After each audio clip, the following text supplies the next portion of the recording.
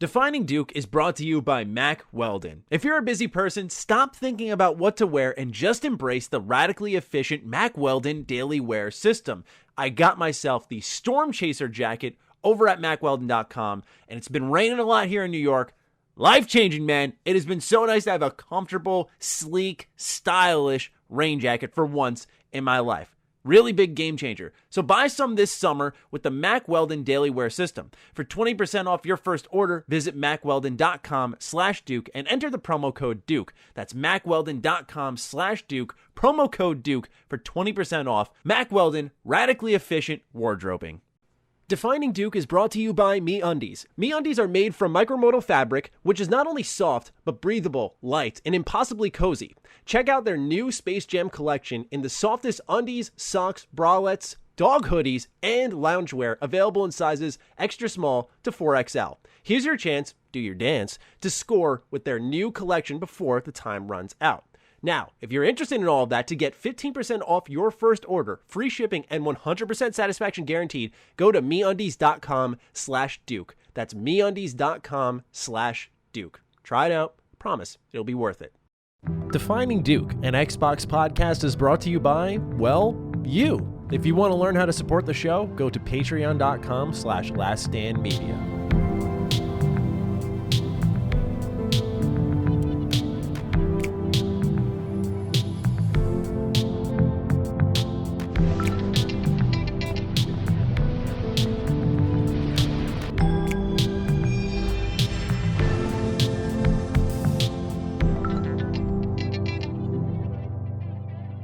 Salutations, everybody. It is Matty here today. Welcome to episode 32 of Defining Duke, an Xbox podcast. As always, I'm joined by the wonderful co-host, Lord Cognito. Yo, the Dukes are back. Matty's here, and I think we got somebody special today. Like, what's happening in the realm of the Dukes? We are being graced by the man with a million, Thor. Rand, how are you? Oh, man, it is amazing to be with you guys, Matty, Cognito, on Defining Duke. I am so excited to talk about Xbox and the world of gaming today. But before we get started, I just want to say, you guys, Defining Duke has made it into the list of podcasts that I not only listen to every week, but I listen to the entire thing. I just want to give you guys a big congrats on the chemistry that you guys have shown in the recent weeks with Cognito. Like, you guys are awesome, and I hope, and it's only going to get better. I think you guys are getting better every single week. You're one of my favorite podcasts, and thank you for having me on. This is awesome. Of course, right? This has been long overdue. It's been a highly requested guest to get in on our show for sure. So, I've always wanted to get you on. Of course, we started talking again this past week, and then all this news happened with Gamescom, ID at Xbox. We got a ton of things happening in the Xbox community where it was like, this is the week, man. Let's strike. So really stoked to have you on. We appreciate your love for our show too, man. It means a lot because, it's been a bit of an up and down roller coaster. So it means a lot to hear, from a peer as well as our audience, how, we've been doing with the show. So we appreciate that, man. Yeah. And of course, you run Xbox too. You run an Xbox themed channel. Let's go into that a little bit before our own housekeeping. For those who are unfamiliar with Thor, what's your elevator pitch? What's my elevator pitch? Well, I run the Xbox 2 podcast. Well, some would say Jez Corden runs the Xbox 2 and then there's that other guy. Yeah, there's the other guy. Jez Corden's Xbox 2. Yeah. I just started a channel a couple years ago. I wanted to talk about some games. I want to talk about Xbox because that's my passion. It's my preferred system. And eventually, it kind of blew up. I never expected it. And, being invited to Defining Duke and all these other podcasts and getting, early review codes and all these different things. Like, it's just, my channel is just primarily focused on Xbox, talk about all the news and opinions and all that stuff. And it's something I never thought would happen, man. Like Cognito and ILP back in the early starts. Now look at him, Lord Duke unlocked. Look, man, happy to be here. But dude, first of all, salute to the shout out you gave us. Obviously we're trying to build something out. But I'll be remiss if I didn't shout you out because, man, you know how much I love you. I think you're one of the best, one of the most balanced voices in the community. And I love what you and Jez does. That's a podcast I do not miss. I cannot get through the week without listening to the Xbox 2. So yeah, salute to what you built and everything that's going on with you, man. One of the very best in the game. I agree. Yeah, you guys got a really good chemistry on that show. And it's a good balance of like getting information, getting those occasional scoops, getting the humor in there. I think it's what podcasts should aspire to be like. So you guys are doing an excellent job. Thank you. On your end. Please do, for those who like our show, check it out. It's another good one to add to your catalog of weekly shows, because we always hear people looking for more podcasts. That's one I would personally recommend. I definitely want to do a Defining Duke Xbox 2 crossover at some point. Absolutely. Of course. Right. My idea in my head was this, right? We're going to get Rand on solo. I want to get Jez on solo. Then we have like the week, like Xbox drops a nuke and it's like, then we have the crossover and we blow the audience's mind at the same time. Like all time excitement. That's what I have on the chessboard right now. So we'll see. I like this Matty guy. This guy. I like the way he thinks. All right. Well, if you really like what I think, then maybe you want to support us over on patreon.com/laststandmedia. Early access for the show goes live every Thursday. If you don't want to do that, it's cool. We accept you. We like you. Free on Sundays, Spotify, Apple, Google Podcasts, wherever you listen to shows, we're available there. YouTube video version as always. Now, if you are a patron, we do Defining Duke Ultimate. Episode 28 just dropped. That was Back for Blood, where we did our beta impressions for that. It was a really fun chat. We went all in depth on the various mechanics this game introduces. Is it too familiar? All that stuff. We're going to be talking about Back for Blood here today because I did want to note a bit of feedback we got, which was someone asked, and it wasn't getting like a ton of thumbs up, but it was something that sparked in my head enough where I was like, this is fair, is that right now with how Sacred Symbols Plus runs, we have 2 of those a week, and what we're doing here with Defining Duke and Defining Duke Ultimate, sometimes we got to double dip into things that are happening over the weekend or things we briefly talked about in the show already. But some people were like, well, for us who aren't patrons, we still want to hear your thoughts. So I want to make sure that we still talk about stuff like the Halo Infinite technical preview, which we did last week. And in this week, we'll still talk about Back for Blood beta. But just know that if you want the full, almost an hour conversation on that, that's where you'll get it. So just know I'm trying to strike a balance here and respect what Colin and Chris and Dustin are doing over on Sacred Symbols Plus and the supplemental conversations they want to have while making sure ours stands out on its own. So exactly. Just want to throw that out there. And with that, let's do a couple of follow-ups from the audience, some corrections, some comments, maybe even some concerns. Not really, but let's start off with Badly Brave. Hey, DD crew. Wanted to write in with a slight correction to last week's episode. Cog brought up that he thought you couldn't purchase the DLC for Ultimate Alliance anymore. While this is true, it's worth noting that the entire HD collection of 1 and 2 was pulled from the store as well, and neither of the games are available on backwards compatibility. I only know this because I had to go through some of the less reputable sources to get a code for the collection a few months ago. Also, shout out to Cog's mantra of earn the right to game. It's been helping me convince myself to be more productive after work instead of just jumping into a game as soon as I have free time. Thanks for the great content. Hope you have a week filled with the slightest of annoyances. I like that. No doubt. Yeah, shout out to Badly Brave. Yeah, he's absolutely right. That is correct. They did drop a remastered version, which I didn't succumb to and buy. I had the originals. My knees broke on that in a heartbeat. You know what it was, man? It was too expensive. I'm like, man, I forgot what they were charging at the time. 60. It was like that. Come on, like I was like, come on, Activision. Yeah, was it 60 for the combined package? I believe so. I believe so. I believe it was 1 and 2 combined package kind of thing. And yeah, again, I do remember the whole thing with the DLC. But Badly Brave is correct about that being pulled from the store. And then the second thing was, again, salute to the whole earn the right to game. Yeah, just something I've been trying to keep my mind set with. Is as much as I like want to get up and just do something and just play and just, whatever. It's hard to resist. It's hard to resist because the heart wants to do what the heart does. But I think once I've gotten that mindset, I've been a little bit more healthier and stuff like that. So, yeah, absolutely, man. Let's keep it going. Rabunos, I'm sorry if I'm saying your name wrong. Hey, Duke Bros, just want to shout out the health-focused conversation at the end of the last episode. I really appreciate you both taking a humble and humanizing moment to talk about the physical well-being on the show. For many of us, especially the 30 and up gamers, we juggle so many obligations to fit gaming into our lives, and it's so easy to let our health slip, whether physical, mental, social, etc. I always appreciate knowing how others manage their lifestyles to achieve balance and get inspired to make positive changes in my own. Much love, boys, and keep maxing those stats with every rep at the gym. I love that, man. Yeah. I like that. A lot of people really liked our talk at the end there. I want to make sure I save it for the end for those who just care about gaming, but a lot of people really resonated with our talk at the end of last week's episode. And we appreciate you all for sitting through that. I think I have always been in the mindset, maybe it's not the most savvy business move, but I've been always in the mindset that you got to connect on a personal level with the audience and really build a relationship. And that by being a human, like sometimes we don't need to talk games. And so I know that may detract for some from the show, but I try to put it at the right point. So I'm happy that a lot of people really enjoyed our talk. It was really good, man. I really enjoyed that. And we got hit up a lot on Twitter, and I saw the Health is Wealth DDs going through. So it's love. Like I said, we gamers, like we always said, we want to be around for these great games going on. Absolutely. My favorite topic from last week was, is Matty a Sony pony?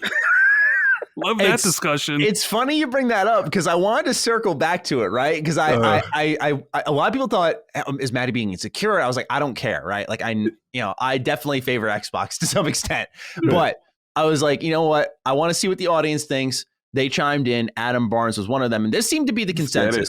What's up, lads? I just wanted to address 2 comments from a recent episode. One was the criticism for Matty not being into Xbox as much as Colin for PlayStation. I found this opinion to be entirely unfounded. Matty, you speak incredibly factually and authoritatively on all things Xbox, and I would argue that you are in the same realm of expertise in your respective field. You're smashing it. Don't let anyone tell you otherwise. Secondly, I love how you got, you're doing something right when you get the cog grunt, right? Is that what you do at the gym? A little bit of like, I do it at the gym. I do it everywhere. Secondly, I love how you guys closed out last week's episode speaking about health and fitness. I've definitely let my health slip a bit during COVID, mostly from the beers, the curse of being Australian. Cog, your whole ethos of earning your time to game has inspired the fuck out of me, and I'm joining on that train. Fuck yeah, boys. Much love. Thank you, Adam. Yeah, I just, Cog, or Rand, sorry, you brought it up, and I just wanted to circle back to it because I was curious. I was like, where do I stand with the audience? I always like to check the heartbeat, right? Like, where am I? See where everyone's at. And it seems like people agree. I like those trophies, a little bit more of those achievements, but overall, I have found myself in the Xbox camp. That seems to be the consensus. Trophies over achievements, disgusting. Yeah, man, I gotta give him that. Come on, man. I need that platinum. I'll give him the platinum. I'll give him that. Platinum. Xbox needs the platinum. Mm-hmm. I'll be all Xbox if they do a platinum, right? Like that, it's over, right? Now that they've broken the knees of Sony, there's no crawling back from that. It's over, right? Then because the Vita's dead, like Sony's got nothing for me now. They just got those trophies that are calling my name. They also got The World Ends With You. I've been playing that lately, and it's been really fun. But I'm looking at it, I'm just like, man, it's another JRPG. Xbox just doesn't have. Like, they need to go in on that. So if Xbox had completed games, you'd have the complete transformation. Like when you finish, say, for example, Hades and got all the achievements, and you got like a notification or a pop-up that, hey, you completed Hades. Isn't it sad? Because my answer is yes. Isn't it sad? No, I've tried telling people at Xbox it's something they need to do, and the project has basically started and stopped multiple times. Interesting. So it's interesting. Hopefully because I do believe achievements need an overhaul on Xbox. Yeah, because they were the ones who led the charge, right? I remember when I first got my 360, achievements blew my mind. I was buying games for achievements in high school, man, big time. And then Sony came in, they evolved it a little bit more with the platinum. Now they've both sort of gone stagnant. Nintendo just does like stickers in their games and just weird shit. And it's like, someone's got to make a move here. This is an important thing. And I'm hoping that Xbox would be the next one to do so because they're the one who started the whole thing.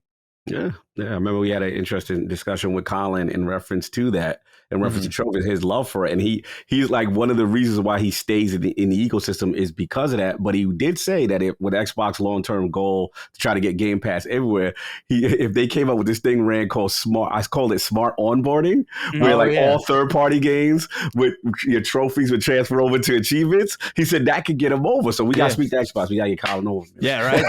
The smart onboarding is like that would be a game changer if they were just like, if you sign up, you can bring all your PlayStation data over here and then it'll sync your trophies to achievements and just you'll sit there for like 2 hours of just 2 hours just see stuff transfer over.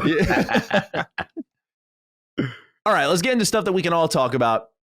First warm-up question comes from Owen. You can all write it on patreon.com/laststandmedia, where we do 5 warm-up questions, 5 concluding questions. Owen writes, hey, Dukes, little warm-up. What's the best sandwich? Have an absolutely underwhelming day. Ooh, We got let's start with Rand first, because let's bring the Chi-Town in here. I gotta hear what the Chi-Town Chicago sandwich. What is the best sandwich? Yeah, but you know, sir? I'm not that much of a food connoisseur, and I hate Chicago pizza. Really? You know, I'm from Chicago, and I don't like Chicago pizza. It's disgusting. Wow, I don't know how people disgusting. eat. He says It's disgusting. It's a casserole. Oh, Who wants to eat? It's lasagna.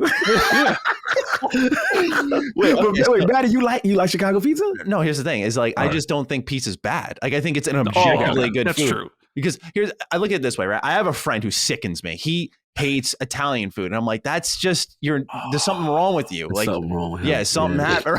Right? Yeah, something happened. I try to help him through it. I'm a good friend. I'm there for him. But like, man, he hates Italian food. He hates pizza. Like he'll order chicken fingers when we're all having pizza. I'm like, dude, you're such a problem.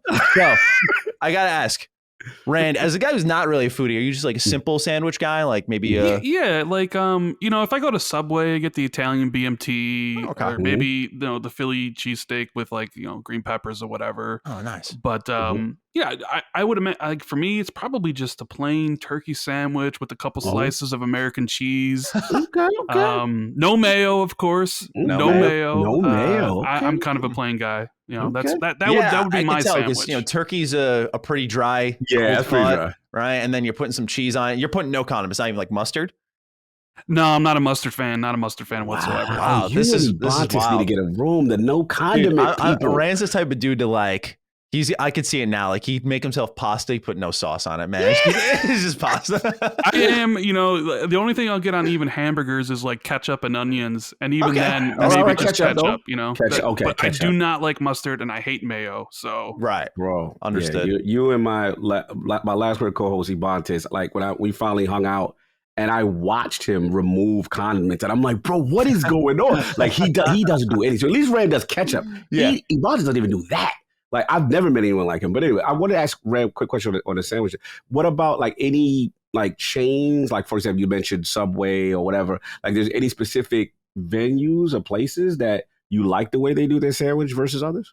Not really. Like I've been using DoorDash a lot lately to try out local restaurants to get stuff delivered. Oh, yeah. I did find this one restaurant here, Buono Beef. It has a really good Italian beef, Italian sausage stuff. But no, like with the pandemic going on, I really haven't been going out much. So I use DoorDash to kind of get a bunch of different places. But yeah, I've always enjoyed Subway. I like their meals. I like their sandwiches. But yeah, I mean, I'm kind of just a simple dude. Like I don't really. You go to Subway, it's like, what do you want? You got all these toppings, and I'm like, just cheese, please. No doubt. What about you, Matty? I'm curious. Oh, dude, my pick has never been easier. All right, you go to New York City, you got to hit up Kat's Deli. Kat's Deli's pastrami sandwiches. Yes. I don't have them a lot, but anytime I'm around there, I'm making a stop. Rye bread with some of the best pastrami you can have. Now, to Rand's dismay, there is mustard on this sandwich, but it is fucking spectacular. And if anyone who lives in the NYC area has not gone there, make it a mission. Go this week. Let me know, because that is a top tier sandwich, in my opinion. It's hard to follow that. Like that's iconic. Like you're talking about like a thing that people go to New York for. Yeah, that's like true. That's true. So I'm like, all right, I can't really compete with that. I mean, I ain't gonna lie. Surprisingly, I do like a Blimpie sandwich, bro. What? Bro, Blimpie ain't that bad. Wait, what's a Blimpie sandwich? Oh, you never had Blimpie? Yeah, what's Blimpie? I've never even heard of that. So is this it must be blimp really or local. blip? So it's like blimp and then IE. Okay. So yeah, literally before Subway in New York City, like before Subway became what Subway is, like Blimpie was the champ. Like they were the little outlet that you would go. They had different store locations and stuff like that. It's just, I don't know, just something about the way they shred their lettuce, the way they bro. It's just, I'm serious. It's like the little things. We're talking sandwiches. There's no way it's your lettuce. No. No way. Bro, you gotta have some lettuce on it, man. You gotta have some Blimpie lettuce on it. I'm telling you, it's gonna change your mind. What kind of lettuce? Iceberg? Like it's like iceberg but shredded. Then they have like I said, all the different toppings and stuff like that. But it's made right in front of you. It's really, really good, man. And then actually They actually have a burger version of it too, where you get like a burger patty and stuff like that. It's really, look into Blimpie, man. If you're in this New York City area, do that for sure. And again, they were the kings before Subway got them. It's an old school choice. Like you're a little.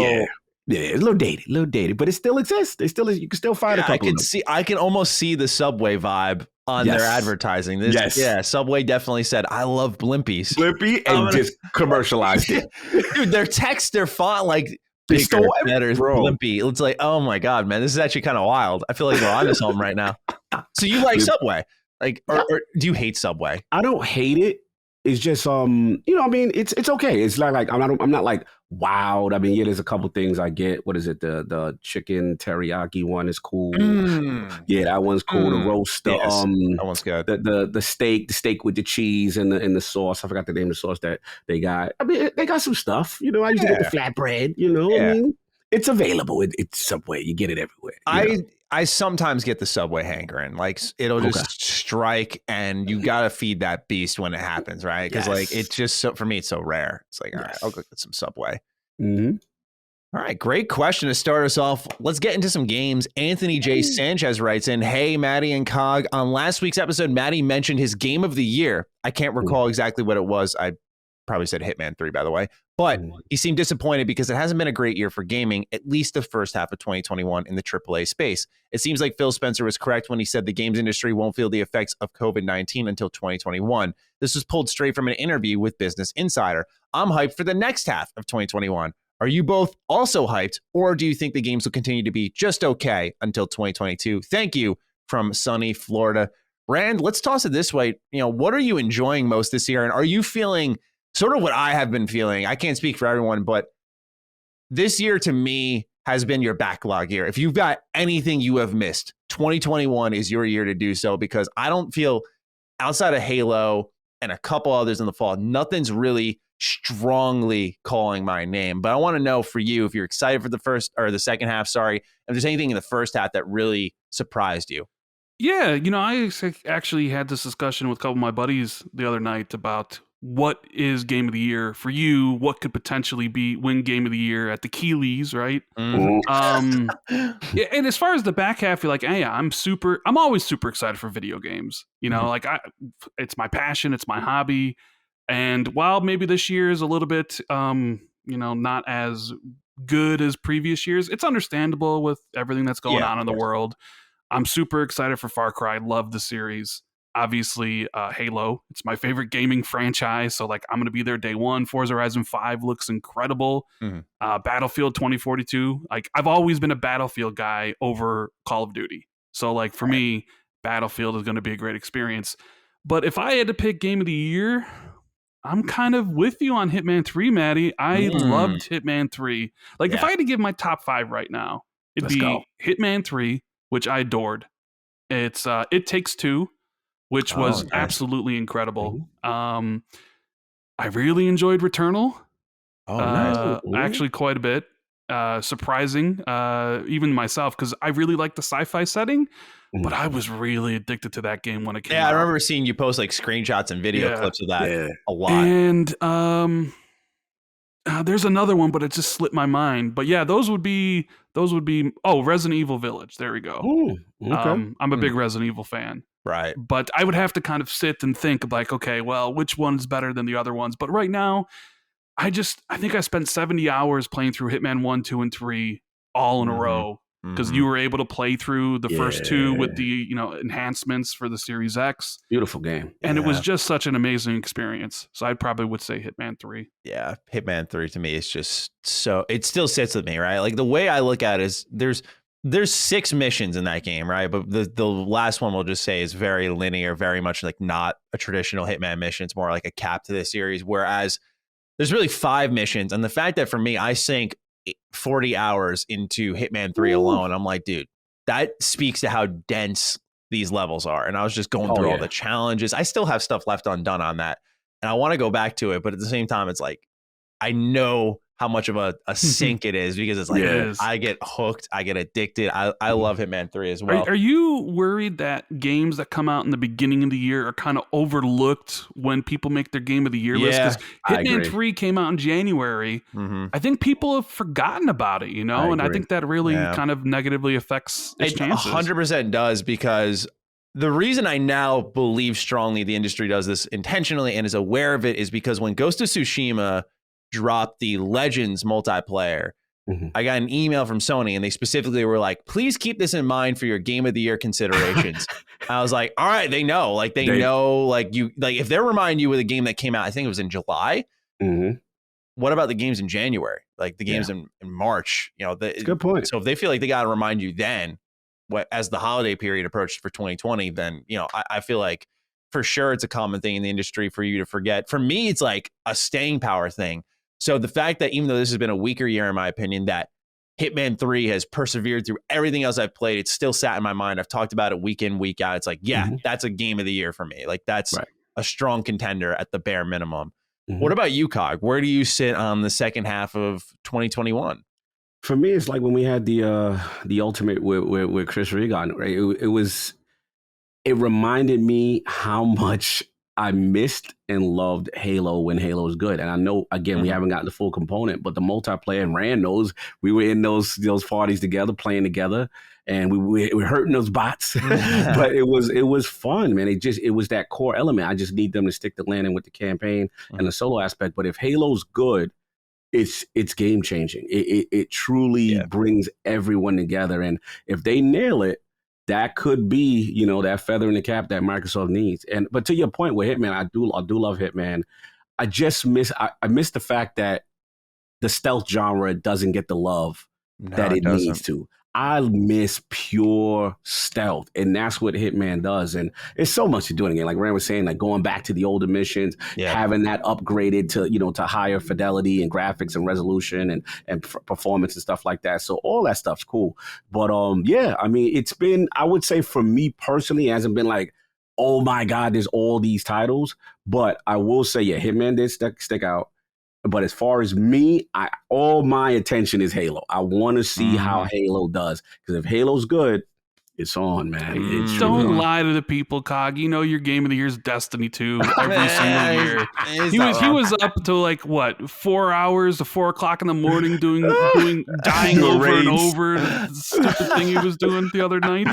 It's so funny. I did see a screenshot. It was like 6 hours ago, and I was like, wait, that was like 5. Like, damn. Listen, Destiny never gonna stop. You know what I'm saying? But at the end of the day, it's game of the year. Nah, I would never put it in there. I know what it is. I know my addiction. Yeah, accept it. Exactly.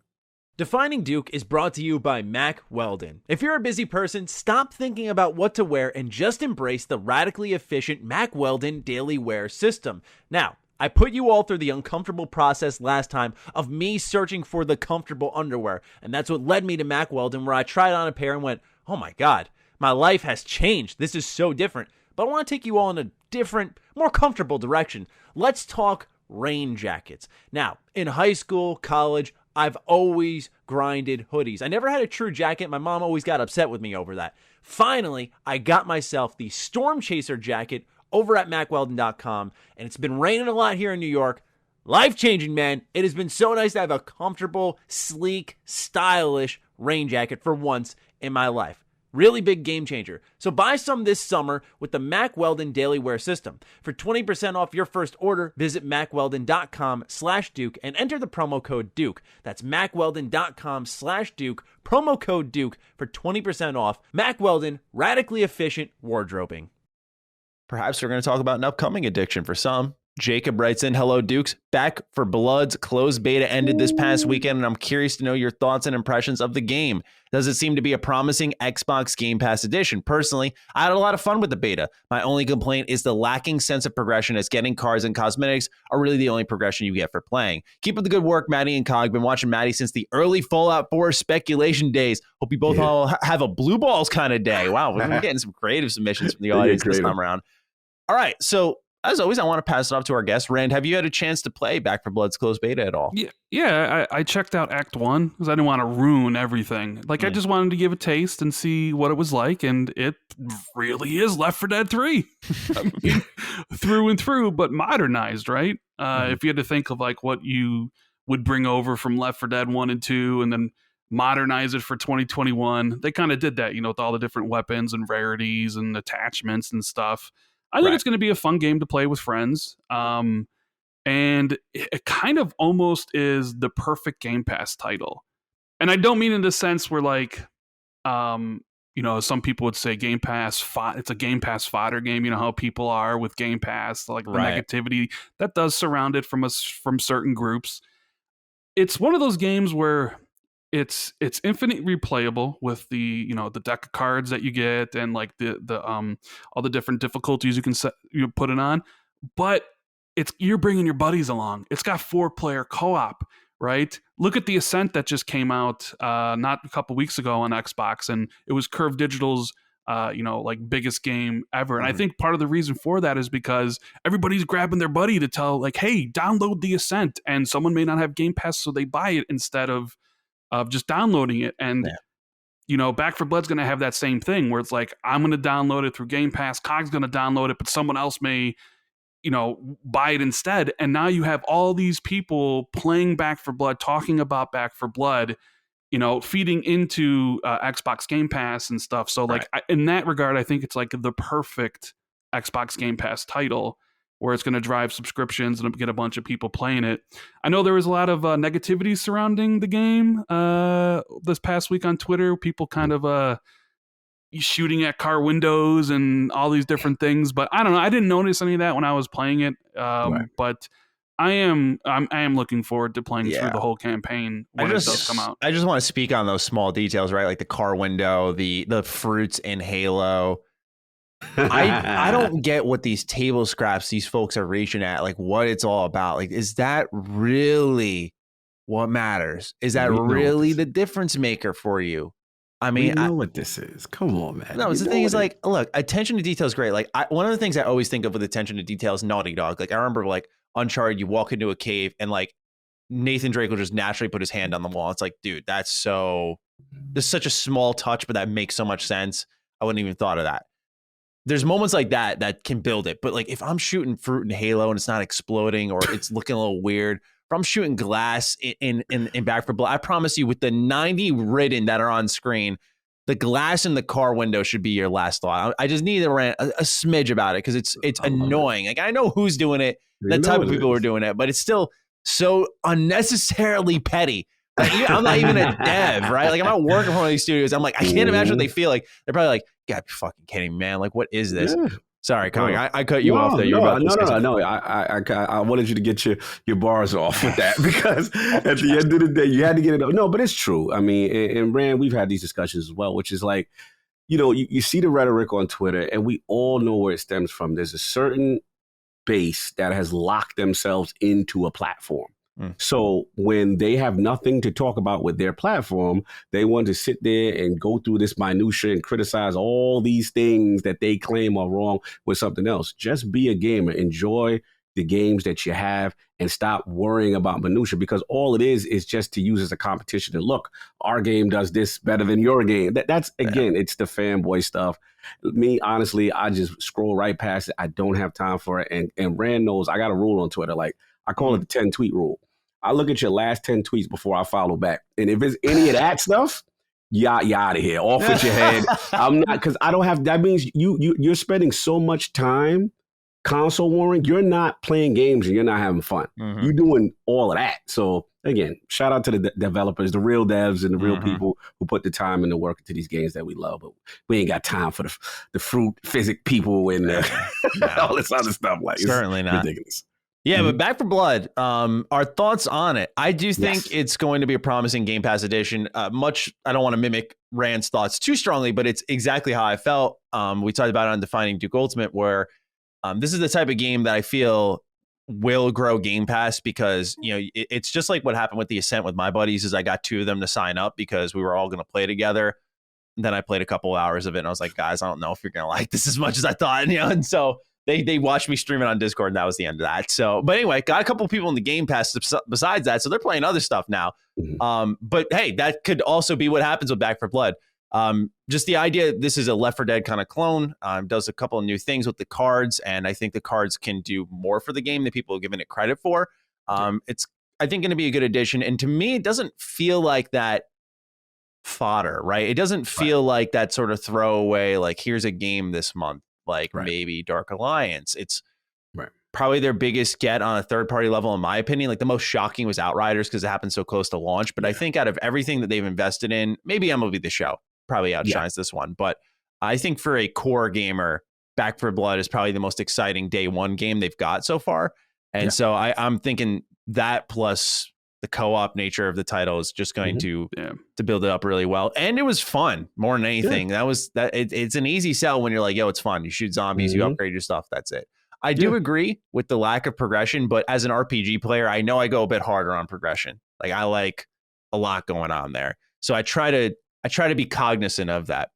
But Cog, what are some of your thoughts on Back 4 Blood? Yeah, kind of like we went into on Ultimate. I mean, listen, if you're a fan of Left 4 Dead, that 4-player, that co-op, you know, this is going to speak to you. This is going to speak to your soul. Left 4 Dead is something I put hours upon hours in 360. That's one of my favorite games. But the thing about it is, like, they got the setting, they got the ambiance. And the thing I like the most, which surprised me, is usually those games are not really known for tight gunplay. Now, the gunplay, when you go to the shooting range, you just testing out all the different variants and stuff like that. Yeah. Amazing. It really felt good. The ADS is a little high. A little high with the snapping and shooting kind of thing. But you know, it was really cool. And like we said, like, you know, Rand said, as far as, you know, perfect for Game Pass, the thing that impressed me the most was crossplay. And I know it's a lot of companies are really trying to integrate that into their games for the player base and engagement, but it was so cool to have that Back 4 Blood friends list, right? And have, I think Attic, he had a PC code, and then he just gave me his Back 4 Blood name. I put it in, boom, he's on my list. Seamless. We had voice chat in the game, in-game, if we didn't want to do party chat. And I just love the little touch of seeing everyone that was in my party and what platform icon was next to them. But to the game itself, a ton of fun. You know, you got the, you know, I love that you got to be cognizant of your other teammates that don't shoot them. The ammo economy, that was a little bit different. The cards and those, the corruption cards that add that little, you know, don't shoot the birds and all this stuff. Like, there's all these different factors that's going to lay into replayability. And like you said, Matty, like ramping that to me, Left 4 Dead and those type of games, like when you ramp the difficulty up, that's when that's when it really gets fun. So I'm excited, man. I think they've got one.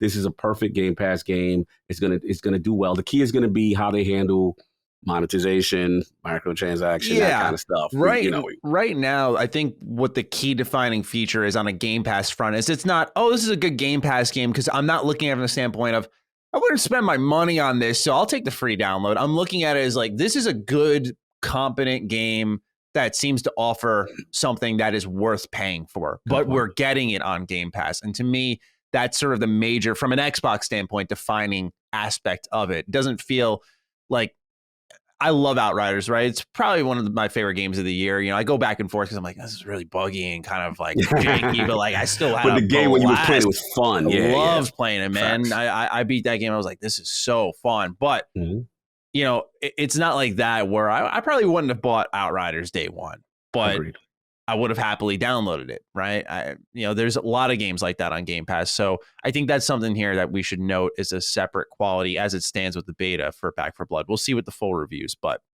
great point. As it stands now, it's looking sharp. Yeah. Let's get into number 4 from Ali Reynolds. Hi, guys. Hope you're both doing well. My question today is fairly generalized, but it's one I've been mulling over for a while. So we're happy to help you out with this.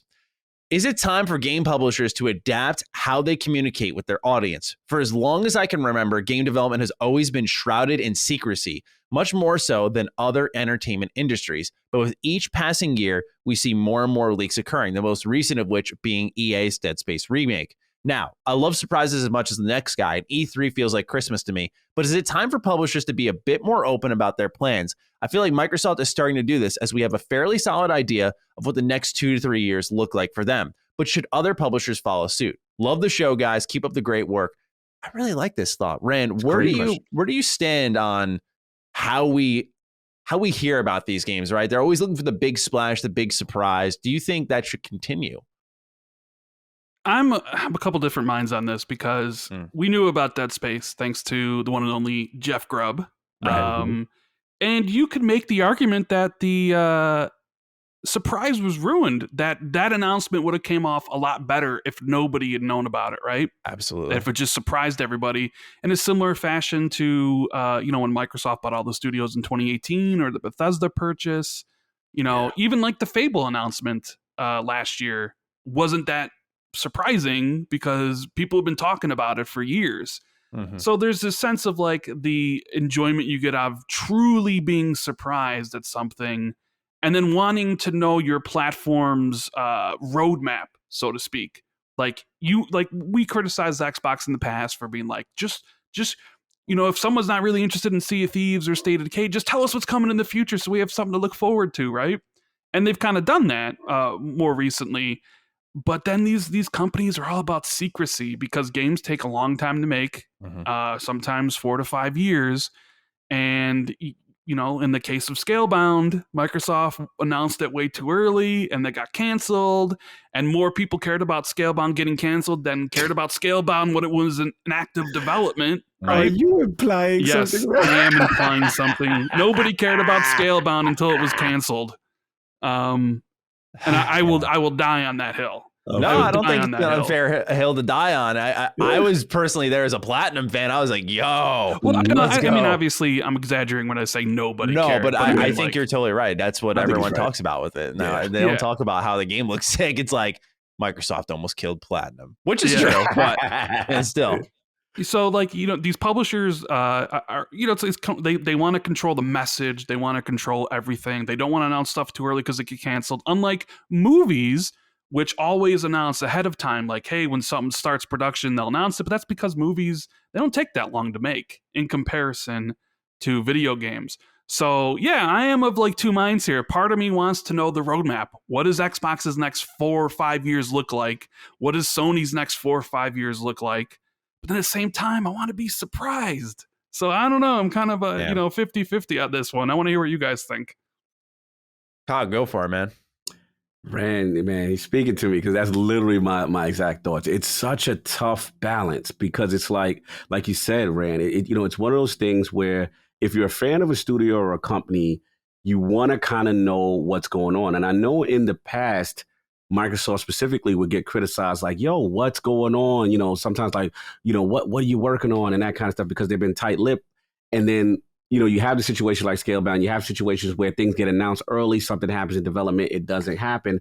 And then I felt they went through a period of retracting. Like after that, like, yo, we're not letting you know until it's ready to within a year or whatever to be released. So I ain't gonna lie though. If gun to my head, if you make me choose one, I am going to choose being surprised because to me it truly hits harder. Like I remember specifically the Game Awards and the Series X being announced and Hellblade and was like, yo. Like that live stream is still. I remember you heard us, right? We were like, what is this monolithic thing? What's going on? It's the Series X. I was screaming at the top of my lungs. Like I was like, yo, I can't believe they did that. That was it was unprecedented at the time because they never would reveal at a game show. Shout out to Phil listening to the intern, I believe, or whatever it is to say to go through it. Then on top of that, you get the Hellblade 2 and the thing, and you're like, yo, it's crazy. So there is a part of me that likes that and misses the intrigue, that misses the surprise when you truly don't know. And to your point, Rand, with the Dead Space, I wonder how it would have hit for you, Matty, if you didn't know anything. A million times harder.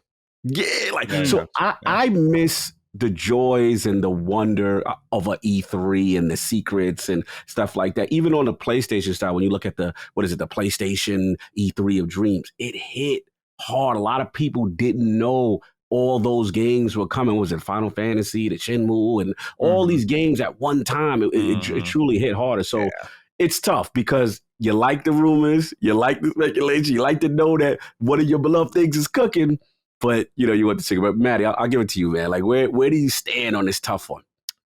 I think I would honestly prefer I think I like the surprises. I always have, but as I've gotten older, I feel like it's sort of the same routine of, oh my God, and then you learn something that's more like damning to the game than exciting, and you go, I'm not trying to be pessimistic. I think everyone knows a lot of my brand, if you will, is optimism. I'm pretty excited gamer most of the time, but I'm just noticing this pattern with game announcements and releases where very frequently you'll get that thing and you'll see and go like, yes, it's real, and then you'll hear something afterwards and go, oh. I would like if companies talked a lot more personally, because I think it would just cut out speculation. Let's just, let us go straight to the source. Let's hear it from you guys. What's going on? And to me, that sounds more ideal. Like, I think one of the main reasons I have so much fun talking about Xbox is because you can literally look at their timeline and go, all right, I know what's coming within the next couple of years. And then you can discuss like, how are the dice going to fall? Like, and then supplemental reports can still exist. Like when Jeff Grubb reported, hey, in 2023, like Avowed's coming, it's probably Fable, yada, yada, yada. He went down a whole list of them. That stuff's great. But like communicating when games are coming, especially in established franchises, I feel like, for example, Fallout, that should not be sitting in the dark. I'm sorry. I got to find a new game to talk about. But really, like, I feel like those types of series that just sit dormant for a while, maybe even, I don't want to say Gears hasn't been dormant, but like Gears is like, are you establishing we're going to do a Gears 6 on Unreal Engine 5? Like, I feel when they did the Unreal Engine 5 announcement, that was the time to really just say like, yeah, new Gears is 100% coming. So on and so forth, right? There's just so many franchises that I think that already exist. If you don't want to ruin the surprise for your new thing, that's totally fine. Okay. But I think continued communication is really important. So I like the splash, the surprise. I always will. It's a good feeling with that, but it's just becoming increasingly difficult because journalists are more and more nosy. I'm going to be real. Like you see Jason Schreier and Jeff Grubb, they're building a career out of a mountain of secrets, man. They are not, they're just reporting what they hear and they're doing their job. Right. There's no problem with that, but I'm just saying like, there's a career path in that. And I'm saying I wish for the worst for them, but I feel like these companies could just do a lot better if they were just talking straight to the consumer instead of going through Bloomberg reports or whatever. And then having people discern what's going to happen and make up their mind through what the reporter has said rather than the company itself. But I want to push back one on you, just on one part. Please. On one part. I hear what you're saying. That's fine. The only problem I have, like, you know what I think about? I think about when we kind of found out about God of War. Remember God of War, right? They're doing a remake, whatever, backlog and all this stuff. And then, like, sometimes I feel like some stuff gets caught out of context. I remember there being a big thing about, there's no jump button. What the hell are they doing? Right? Yeah. And then it's like, sometimes like when you get a description of something without proper context, right, it then gives this negative vibe on it until we actually see it. So, and part of me does feel what you're saying with existing franchise and stuff. But then there's another part that I feel like the devs don't get a fair shake sometimes because the fan base already puts in their mind some negative connotation about what they read or what was rumored. And then they want to trash the game before they even see it. Right. You know what I'm saying? Kind of thing. So that's my only slight pushback. But I do understand what you're saying. Yeah, I know. It's not. I don't think it's a stance you can take on one side or the other. It doesn't have holes in it. But I think what you say is entirely fair. You might have to revisit this topic when or if the Kojima Xbox exclusive gets announced. Because in my mind, that would have been a massive announcement, a huge surprise. Like Kojima and Xbox, mainly because everybody thinks he's going to work with PlayStation again, or that he's really behind Abandoned and the Blue Box Studio thing, right? Yeah. Where if like you were at the VGAs and Jeff Keighley was there and he was like introducing, he introduces Kojima. The roof and blows off. The trailer plays and it says at the end only on Xbox. Like everybody would have been like, what? Everybody would have went crazy because that would have been a massive surprise. But because it's been talked about for what seems like how many months now? 4 months. When if of course, because who knows if it's actually true, that game does get announced as an Xbox game, people are going to be like, it's not that big of a deal when it really is going to be a big deal. Yeah, 100%. Oh, I just wanted to correct myself real quick, by the way, because I mentioned Gears of War as a potential series that needs more communication. And I was like, wait, I got to double check the statement they put on the future of Gears. And they literally said Gears of War has been in the front of Unreal Engine development as a breakout title for 360, last year's 120 FPS multiplayer update. And we're excited to continue that tradition by developing on Unreal Engine 5 for multiple new projects coming in the years. So they kind of said it without saying it, but more to my point. I just wanted to make sure I correct myself because I know the audience. You know how the common boys come for us. I know they'll be on me for that misinformation. I'll be back in the PlayStation camp if I don't sharpen up. We're gonna have busy and 44 too. Let me stop. Number 5. We'll get into the news. Hello, turn-based beta boy Cog and Forza hating Matty. Oh no, this is really bad timing, man. First of all, I've been a long-time listener to Defining Duke and Iron Lords podcast, and this is my first time writing in, so I just want to say thank you both for all the content you've given me. It's our pleasure. Thank you for listening. Now on to my question. What do you think is going on at Roundhouse Studios when Bethesda got bought? All the people talked about was the usual studios like Bethesda Softworks, Arcane Studios, et cetera, but no one has talked about Roundhouse. And we know from the Xbox Bethesda Roundtable that they are working on some unannounced project. So I'm curious, what do you think this project is, especially since before they became Roundhouse, they were Humanhead Studios and worked on a variety of different games. Just wanted to get your thoughts on this and have an okay day. Also, you guys forgot that Rare is also in the UK and that Playground Games alone is just as if not bigger than all of the PlayStation studios in the UK. Yes, that was another mistake we made. Just a lot of mistakes last episode. Got to clean it up. Got to clean it up. All right, let's talk a little bit about Roundhouse. Funny enough, because we were talking about Jez earlier, I saw Jez tweet about Roundhouse today, right? And he was just like, I wonder what they're up to. So it's as if the universe is all thinking of Roundhouse at one time. Rand, you're going to throw a dart at the wall. It's going to hit something. What do you think Roundhouse is doing? If anything, that is interesting because I've been thinking about that as well. Like we kind of know what some of their other studios are working on. I mean, you're the Bethesda guys, so I'm going to definitely want to know what you think about it. But I mean, there were rumors that like they were going to take that the original Prey 2 and turn it into something else. I would like to see that, but honestly, I would like to see a new IP from them. Whether it's sci-fi or whatever, I just kind of want something new. But I'm kind of curious to see when we're going to get an announcement from them, maybe next year or anything. But Matty, I want to know, like, you got all the Bethesda secrets. So. Yeah. I don't have any secrets on these guys. All I do know, which this has been reported in 2019, they were working on a game called Rune 2, and there was a lawsuit that opened up with in 2020. Involving what they were formerly known as something else. I'm going to double check what they were called in a moment. But anyway, Humanhead now was working on them, working with them on Rune 2, and they were saying that Bethesda stole trade secrets from them to make Elder Scrolls 6 better. And so they took Humanhead and reformed them into Roundhouse. And they were saying that Bethesda did this deliberately to leave almost like a shell. So legally, this company could not go after Bethesda at all, which is kind of interesting. So they're, like I said, staffed by ex-Humanhead studio developers, which was, they were working on Prey 2 back in 2012, 11, around that area. And I know that that project got canceled. I'd be curious to see if they would pick something back up for Prey, because one thing I talked about with the rumors of the remake remaster studio being built by Bethesda is that everyone goes to Bethesda Game Studios right away because they're adding Starfield to a catalog of Elder Scrolls and Fallout, which are both series that don't see a lot of entries. And I looked at Arcane and I said, well, now you've got Redfall in the mix. You've got Dishonored. You've got Prey. You've got Deathloop. Like, people are going to want more of something from them. And Prey seems to be the kind of cult hit that with Game Pass and FPS Boost took off.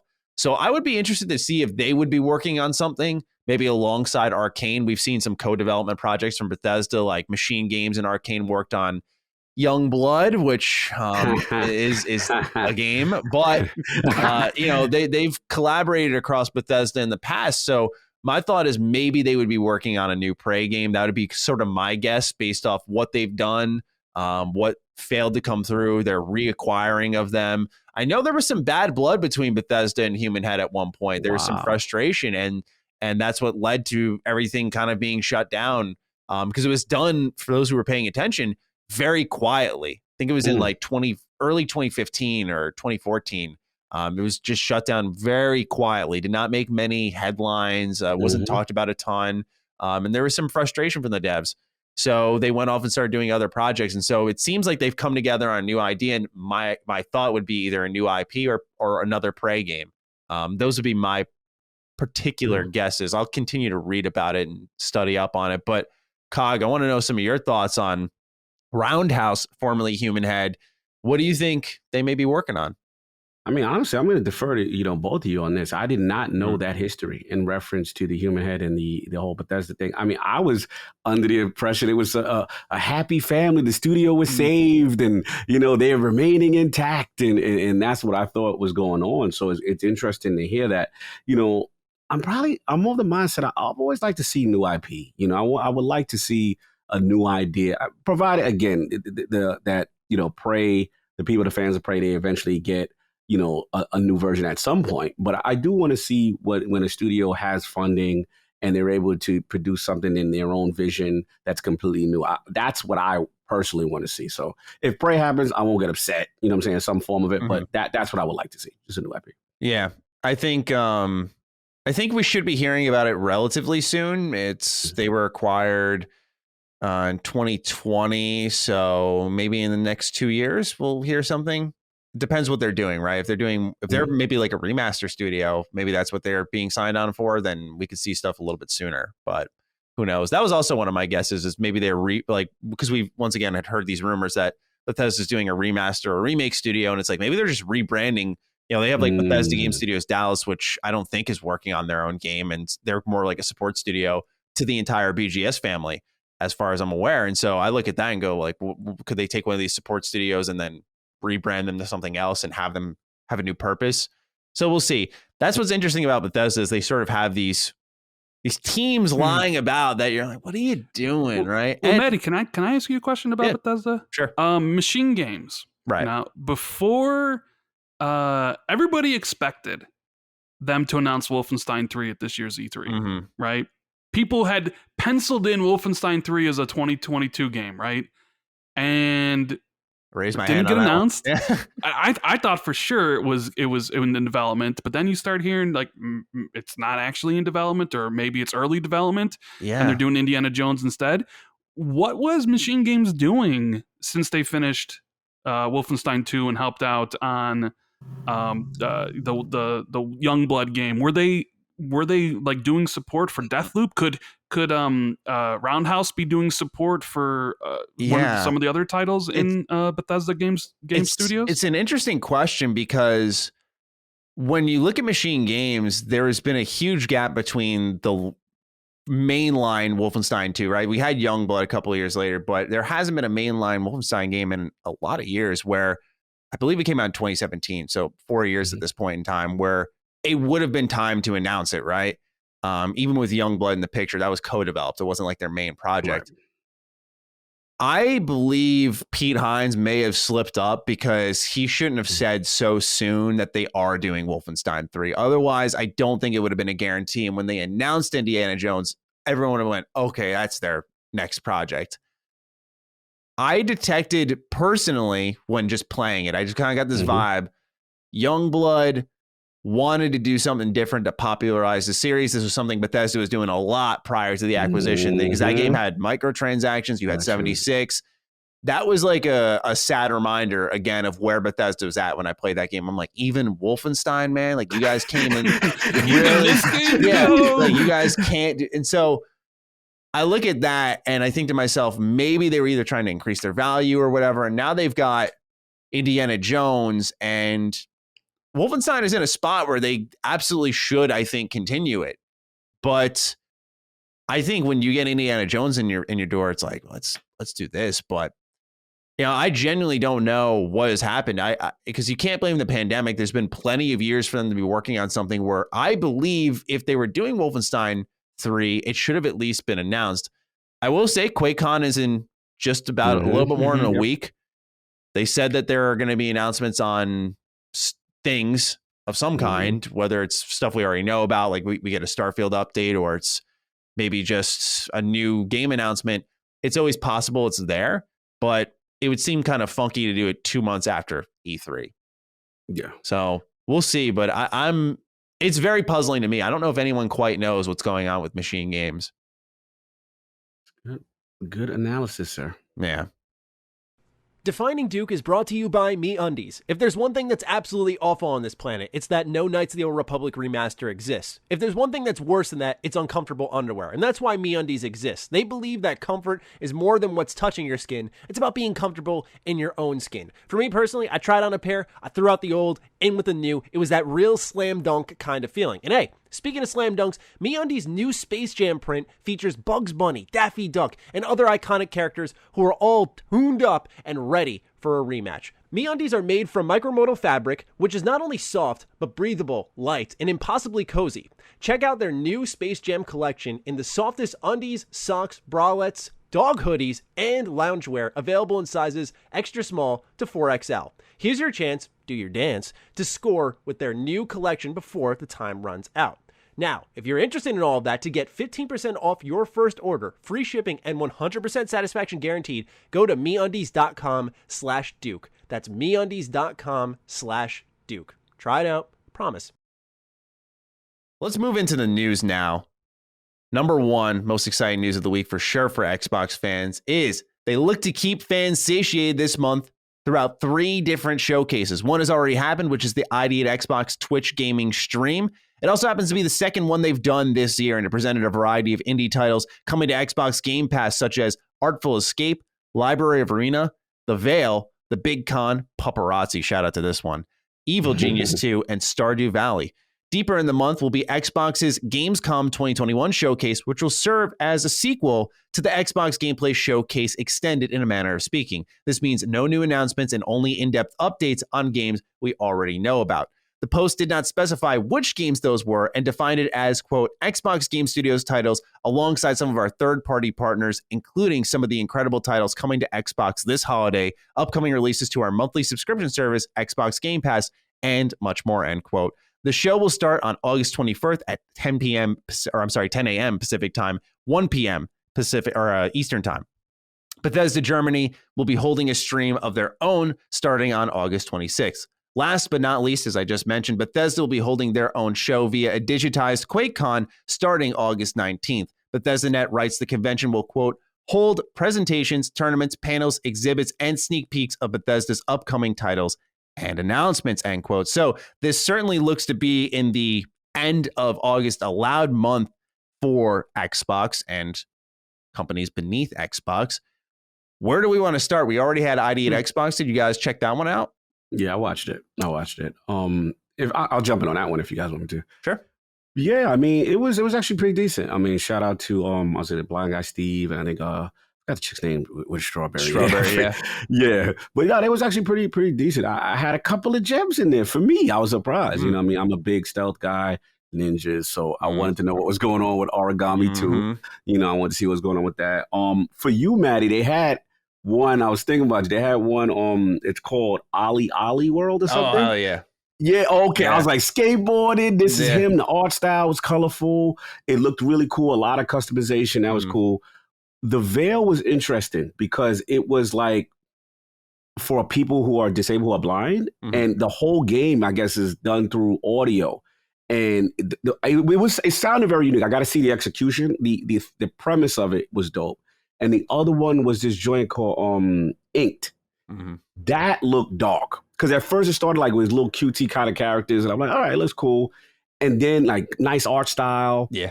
And then like this hand, like a fourth wall is broke. And the hand with the artist is like grabbing the characters and throwing them and killing them. I'm like, yo, what is going on with this game? Like it got very dark. So I don't know what's going on there. And the last point I would say is Sarah Bond, she actually was on there. And she had a great piece, a great interview talking about kind of what we talked about as far as indie developers, how Xbox is going out their way as far as to making the tools, the ease of use to onboard them into the ecosystem. Yeah. I thought that was really interesting. She was talking about like how, the indies and the relationship with Game Pass, and I noticed that when they're in there, 40% more. They're likely to play more games, engage in other games, stuff like that. So they're really going all in with the whole ID at Xbox program, Chris Charles and those. And I thought that interview was very significant, how they're going all out their power to kind of get people in. But I definitely wanted to talk about the indie showcase. I know everybody will get into it. What do you make of how Sarah Bond approached talking about the ID at Xbox program? She was like, oh, it's easy to sign up. I think it was one of those situations again. Remember when I said like Xbox has the most narrative games they've ever had in their history? The way Phil and Matt Booty were talking to the press, and same way that Satya Nadella was saying Xbox is all in on gaming. It was a message that was, I put this in quotes, for fans. Yes. But I think it was beyond that. There was another layer. And I felt like with Sarah Bond, when you look at what was happening recently with PlayStation, where their communication line has sort of been exposed as being something much more ancient, indie devs are really speaking up. You've got Xbox doing their second ID at Xbox showcase, putting these games on a platform. Once again, these games are getting past the finish line in help because of ID at Xbox. And they're just saying, oh, it's an easy sign up. It was a sales pitch, right? Yeah, it was a sales pitch. She was in a bag because she, like, besides the SDK, the certification process, getting them the tools and things they need, the constant communication, then also with the storefront mentioning about being in when you're in a Game Pass and being able to have that type of engagement next to the other bigger titles. And this is stuff we've been talking about, right? So it's like they're going all out and doubling down on the fact that the ease of access, if you're an indie, you need to be with us because and diversity of titles, right? Yeah. All these different genres. They were promoting hard on that aspect. Yep. So it was interesting to see them show up on that platform, on Twitch, on that Twitch stream. Yeah, absolutely. Rand, did you get a chance to check out ID at Xbox's latest stream? I checked out the greatest hits.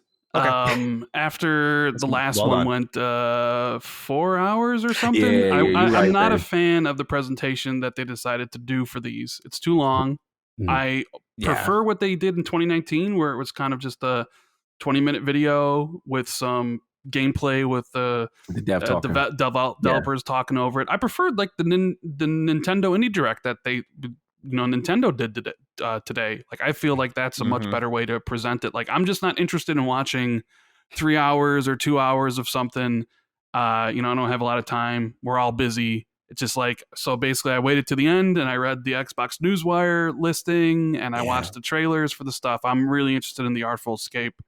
But yeah, I'm just not a fan of that presentation. I understand why they go with Twitch, big platform, probably gets a lot of eyes on it and stuff like that. But I'm not a fan of that presentation.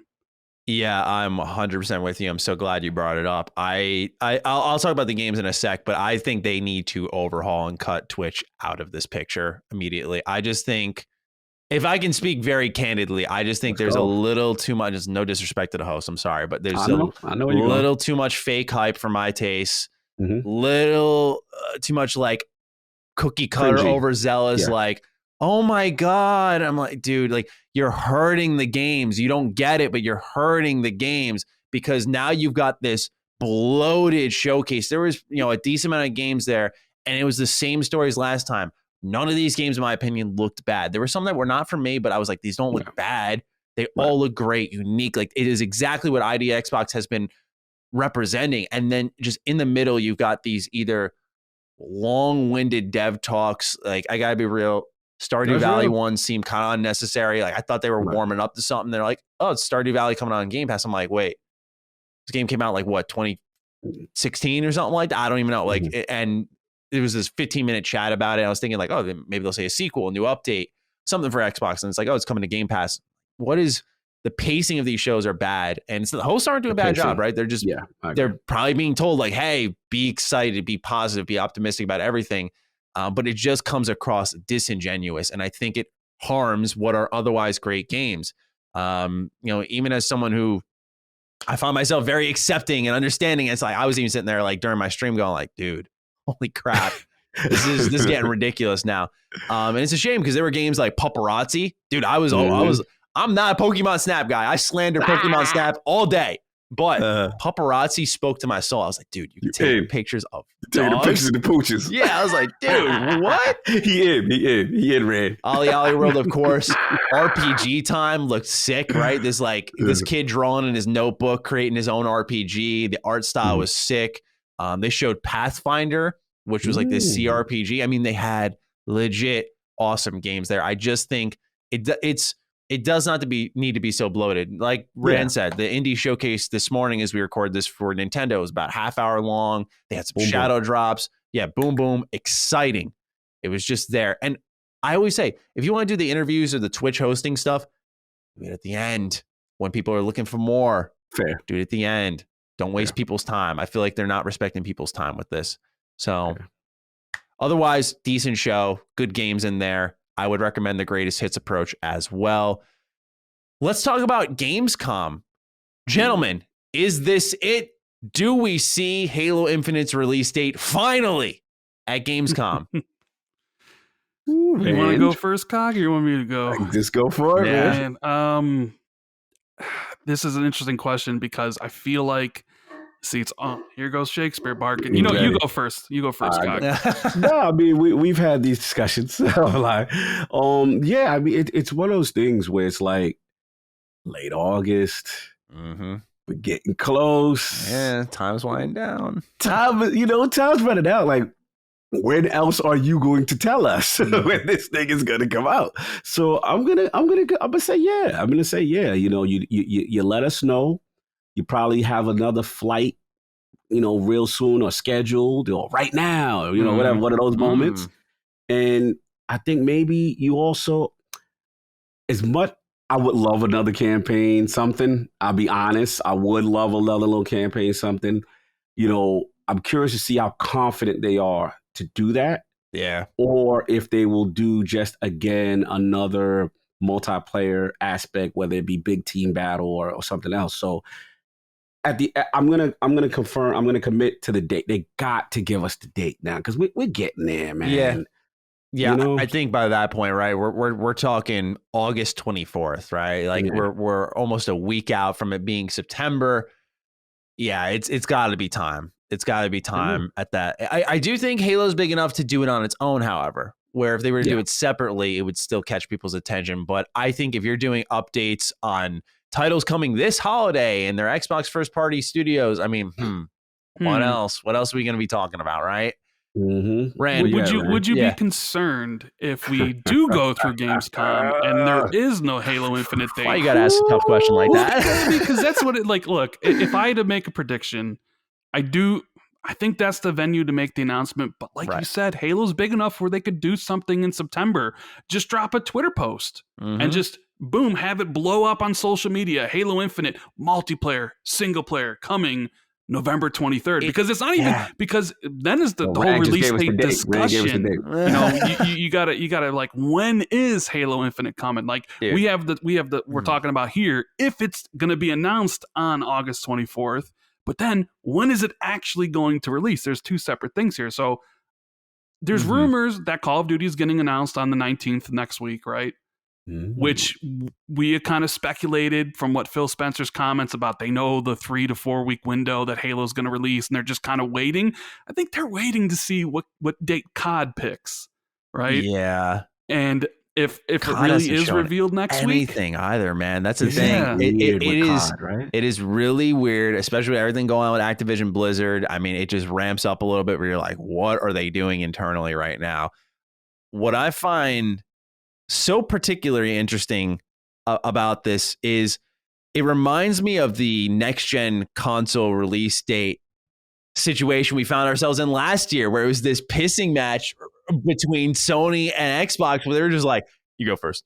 No, you go first. I'm like, bro, just fucking announce it. Remember that? Just announce it, man. Like, what did we get into? Like September, it felt. I think we got into. It took a long time, right? And people were making fair points. They were like, look at what the Switch did. They announced it, and like a couple months later, it was out. I was like, all right, fair, but still, I don't want that shit. Like, I want my date, right? I want my date. I want to know when I can buy this thing. What's interesting is why. Okay, this may sound like a dumb question, but when we look at the genuine situation here, I think it's a little more understandable. COD is always a juggernaut, but why are they intimidated by COD right now when your multiplayer is free? Here we go. Not afraid of COD talk. No, not only that, dude, but like they're in such a shitty spot right now. You afraid of them? Listen. No way. Well, listen. I'm gonna let Ray go. Go ahead, Ray. It's not that they're afraid of it. It's that Microsoft is also going to benefit from COD. You know, they're a platform, and Phil's talked about how they need Xbox to be a good platform for other titles, and they make a ton of money off of Call of Duty. So it wouldn't be wise to release Call of Duty and then 3 days later release Halo. Thank you, Rand. Please, right? I'm trying to. I understand my Halo community. I got your chest out. You feeling it? That's me right now. I'm leading the army right now. I'm on my horse. Free to play. I'm with y'all. But it's like with me, Rand, and I got to shut up my boy Addy because the Lords are split down the middle of this. Half are on Maddie's side, half is on At least they got brothers in arms, right? That's all I want. King and Starve are with you. They like, yo, we don't care what Call of Duty's doing. Like, whatever, right? Free to play. We out here and it's good. What? But it's like business sense. Like, just separate a little bit. Find out what they're doing. Give this show a chance to breathe. And like Rand made some beautiful points, right? In reference to, look, they gonna eat off of this on their platform anyway. So, just calm down. I know this is the year they're weak. I understand. Everything looks lined up. They got the controversy in the background. Their house is not in order. Yeah, bury them, right? That's all I'm saying. Bury them. Matty's just like, finish him. Yeah, right. You know, like, smoke. I love it. Halo, Battlefield and Halo, just drop it. Yeah, right. But I get what you're saying though, and I've actually talked to people who feel the same. It's like this Call of Duty's down. Call of Duty, they're in some trouble, you know, like the whole Blizzard Activision thing, the rumors surrounding that Vanguard isn't actually going to be very good. Halo's on the uprise. People are really looking forward to the multiplayer and stuff. Like, just kill COD this year. Just kill it. Like, who cares if they release on the 19th, you release on the 18th, and you just destroy any momentum. Sound like King. But, you know, Phil's a very diplomatic guy. He runs the platform. He needs to make sure the platform is viable for everybody. Yeah. So, no, you're right. Like, so that's why, to me, if you look at, like, Call of Duty, always releases on a Friday, right? Last year, they released on November 13th. I think they're going to release this year on November 12th. Right. And I know Xbox probably wants to time the release of Halo Infinite to the 20th anniversary on the 15th in some manner. Yeah, right. But I think it would be a bad move to release Halo not only 3 days after Call of Duty, but a week after Forza Horizon 5. Yeah. Right. So in my mind, I think Halo launches November 23rd. You get some distance from exclusive, y'all. We got the exclusive. No, this isn't. Clip it. Roundhouse Thor said it. It's going down. This is just my prediction. I think it launches on the 23rd. Right. I think they give enough space from COD, enough space from Forza, and that's Black Friday week. You time it with a big restock of Xbox Series X and S, so people not only go to the store to buy the system, Halo's available. So that's what I'm sticking with. And I do... It's tough because I want to say they're going to announce it at Gamescom, the date. Yeah. But then I'm kind of with Matty where, like, 343 could do a stream in September and then end it by saying Halo's coming on this day. But then I listened to Dustin, who was on Cold Eastwood's show. Shout out to Dustin. He said that basically he would be alarmed, and I'm paraphrasing him, that if we went through Gamescom and there was no Halo date, like he'd be a little bit worried that does it slip into 2022. And I kind of feel that because I've seen other people say that. So, I mean, I hope we get the date, you know? It's a good one. Yeah. This is great discussion. I love it all.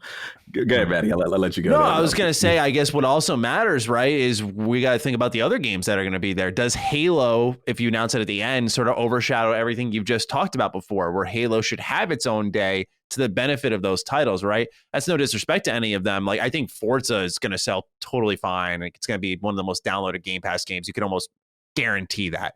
But you got to consider what else is a part of the showcase and what you're trying to build up. They mentioned third-party partners, so are we going to hear more about Contraband maybe?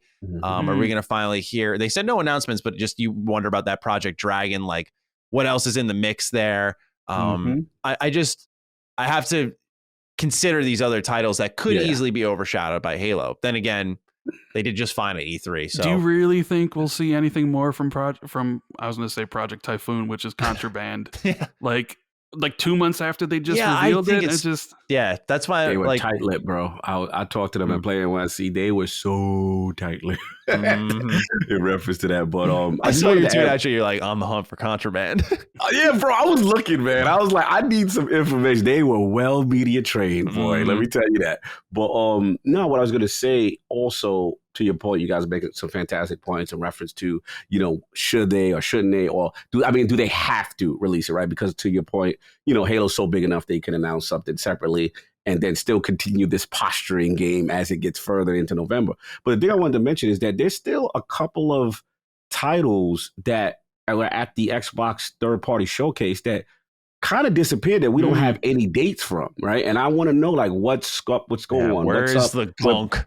The Gunk, Bright Memory Infinite. Like, those are games I actually were interested in, and we assume we're coming out this year. So for me, that is something I definitely need to know. And, if that's going to be a focus as well with this Gamescom thing. So. Where's Tunic? Where's Scorn? Right? Where are those other games that I thought might be at the ID at Xbox showcase? Yes. But, when you think about it, Gamescom's probably going to be, here's Forza Horizon 5, new trailer, maybe a cover car reveal, because they haven't revealed the car on the cover.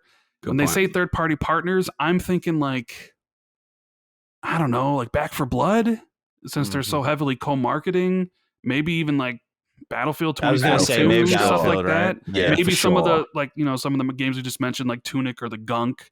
I'm not expecting a whole bunch from Gamescom. I mean, Aaron Greenberg did set expectations. You read it in the beginning of the segment, like no major surprises. So basically don't go in expecting Fable or Avowed or Perfect Dark or any of these titles that are announced. Yeah, they specified this year. Yeah. So I don't think it's going to be, like here's a brand new game from Xbox Game Studios or whatever. I think it's just going to be like, we're focusing on the stuff coming out at the end of the year. Here's some Game Pass announcements and we're good to go. But the question and the talk online is all going to be about Halo Infinite if they don't deliver a date that day, because people are going to be like, it's in trouble. It's in trouble. Sony hasn't said anything about Horizon's Forbidden West, and it's rumored to be delayed. Now Xbox didn't say anything about Halo. Is that delayed to 2022? Like, how this stuff will all go. I'm going to challenge the audience. I want them to, I'm going to call this a bookmark moment. Let's go. Remember this right here. All right. Avowed is going to be at the Game Awards. Ooh. I feel it in my balls. All right. Here's why. Obsidian put on the Xbox Wire that they were going to be talking about that game soon. Right. Now they're talking about 2021 games here at QuakeCon, so it ain't going to be there. Or, I'm sorry, not QuakeCon, Gamescom. It's not going to be there. I'm like, what else is there, man? It's got to be. If you're talking about soon, that's spicy. I got one for you. All right. What about a event for the 20th anniversary of Xbox? Not necessarily the VGAs, although I feel you, and Microsoft and Xbox do love the engagement they do see from the VGAs, which is why there will be something there, whether it's the Kojima game, if they can get it in time, or Avowed. But we got the 20th anniversary coming up for Xbox. I think that would be a great place to show off Avowed gameplay. Maybe a great place to announce Banjo's back. Here's a remake of Banjo 1 or Killer Instinct is back in development. Like something for the fans. You know what I mean? Like that's a total fan service moment, right? You celebrate Xbox, you show something new. But you might be right on that one. But I think they might do something for the 20th anniversary. I hope so, right? I feel like they will. I know they talked about some type of fan fest. I know they used to have the EXO conferences or fan festivals in I want to say, what was it? September is when they used to throw them? November. They did, November 2018 was in Mexico, and then 2019 was in the UK. And then obviously nobody's doing in-person events anymore. Exactly. I wonder if they try a digitized version of that maybe for a celebration. Just a thought. But last but not least is QuakeCon. Gentlemen, I think the biggest questions looming over at Xbox fans' heads when it comes to QuakeCon and Bethesda saying presentations, sneak peeks of upcoming Bethesda titles and announcements. Starfield, Redfall, we getting a little scoop here, maybe? I hesitate to say Starfield. I'm leaning towards I hesitate to say Starfield. I hesitate. Yeah.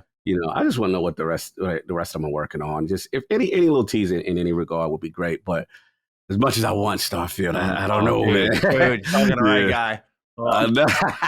Rand. I mean, Deathloop is coming out really soon. It just went gold.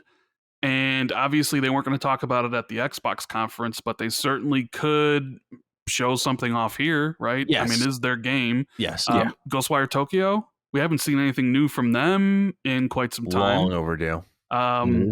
There's been rumors of a Quake reboot or remake or remaster. Is that something that gets announced? Oh my god, if they remake Quake before they remake a remaster a Fallout game, I'm gonna jump out my window, man. Like, oh my word. All right, continue. Sorry. I mean, I don't know like what to expect. Like, I don't think a lot of the Bethesda teams are ready to show anything. Like, I wouldn't expect that. We might get more information about Starfield, but I don't think we see anything more of Starfield. They might do more interviews or something, and maybe they do more interviews about Redfall, but I can't imagine us getting our first look gameplay at QuakeCon. I'm kind of expecting a low-key, maybe some smaller announcements with a look at Deathloop, and which is going to be weird for Xbox fans because they're going to tune in and be like, oh yeah, Deathloop, the game I can't play until a year from now, or Ghostwire Tokyo looks cool, but I can't play it till 2023, right? Right.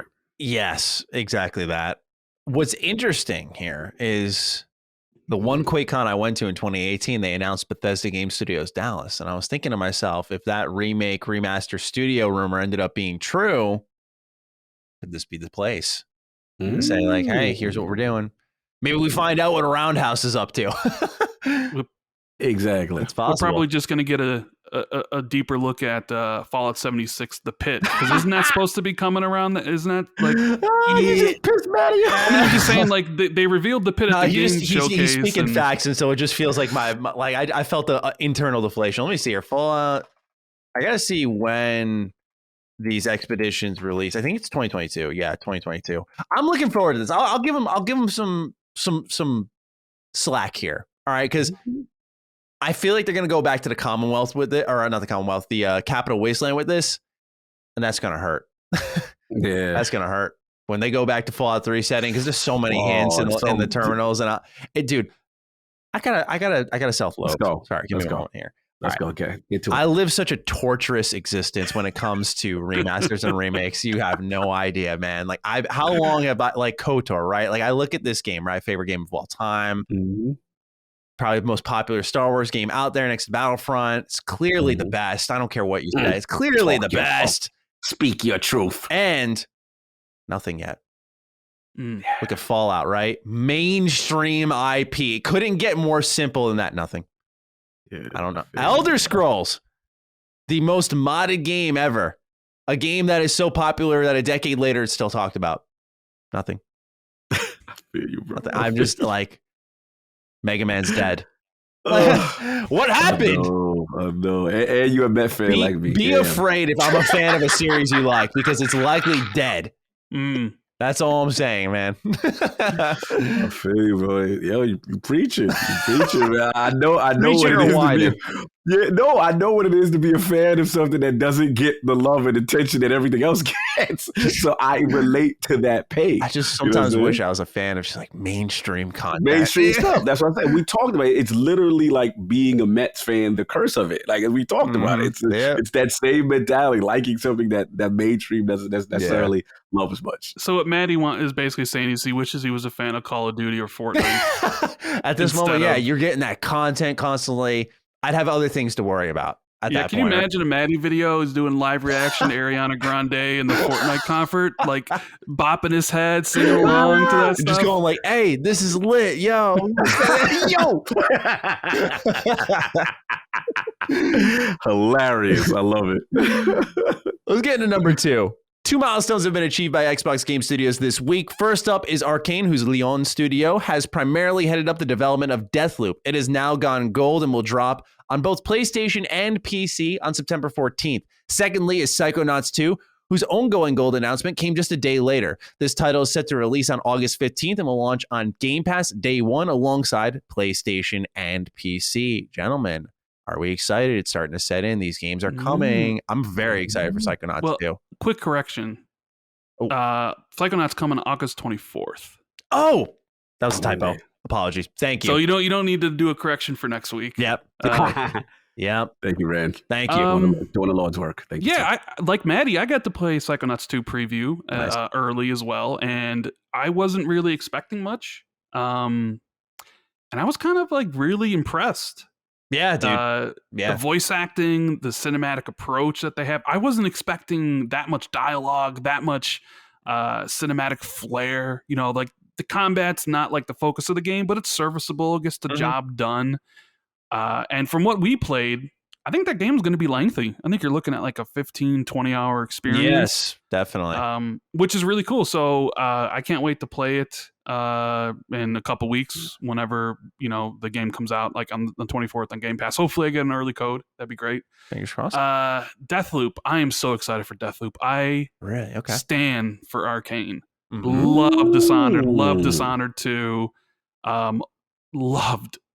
I adored Prey. Like Prey almost was my game of the year. I forget what year it came out. 2017. Like it just kind of didn't, like there was this, I wish the combat was a tad bit better. Otherwise it would have been. Sure. But I love the worlds they create. Yes. I love everything they do. So for me, I don't care that Deathloop's not going to be on Xbox till next year.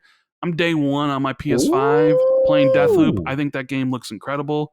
I cannot wait to play it. Yeah. Deathloop, to me, here's the thing, as I go back and forth on Deathloop on one thing, right, is I'm like you, right? Arcane stand, for me, it's their level design is yet to be topped. They, you know, you look at like the Clockwork Mansion, you just look at even Dishonored 1 when it came out, it was so revolutionary in my eyes. And I love crawling through the levels, taking my time. And I know there's not like an actual time limit in Deathloop, but all they've been showing is a lot of action. And my love for this game, I can already tell you right off the bat, will go up exponentially. Just like I know Cog would probably feel the same if I can stealth this game, right? Yeah. If I can comb through the level, have a tool set, kind of approach it how I want to, get creative. That's what these devs at Arcane are so good at. And so that's what's holding me back, is because right now I'm seeing them toss people up, light them up in the air, tons of action. And it's like, all right, maybe this is a different approach to Deathloop, or I'm sorry, Arcane, who, you know, Dishonored is a fantastic series. Prey was great, but both games struggled financially. And on the sales chart, I remember Prey going on sale real quick. So maybe they're trying something a little bit different, maybe just from a marketing standpoint. And it plays like a stealth game. From what I read, you can do stealth, but they just haven't shown any of it. So that's why I'm a slight bit reserved on Deathloop. I am excited for it strictly because it's Arcane, though. Do you fall in the same camp, Cog? I'm actually going to say something controversial. Don't you dare. Don't you dare, Cog. After me whining, I mean, come on, let's balance it out a little bit here, right? I can't be the only one. Game Pass kind of changes things, man. Oh, man. And my backlog is crazy. And I'm sitting there and I'm like, I could get this for $3.99 if I just wait with maybe some definitive and knowing what we're going to talk about with other games, upgrades. And like one thing that pains me is sometimes this is where it's good to have a backlog, is that, you know, when you see games come out after the fact and then they're getting the treatment and the FPS boosts and the 4K this and that and the rate, and then I'm like, damn, like it felt good that I waited because now I get the ultimate version of this, right? And then I look at that. So that's the first thing. And I hear everything you guys look. The game looked phenomenal. I love the sequence. I like the voice acting as well with the main character and the other chick, I forgot her name, but yeah, it looked good. Don't get me wrong. Level design looked great. That whole tower sequence and this thing, everything looks great. But in the back of my mind, Game Pass. Just whispering in the back of my mind, it's like, yo, this is Ray. You know what is different? This is not like with Final Fantasy with PlayStation and Xbox. It's like you don't even know what's going on.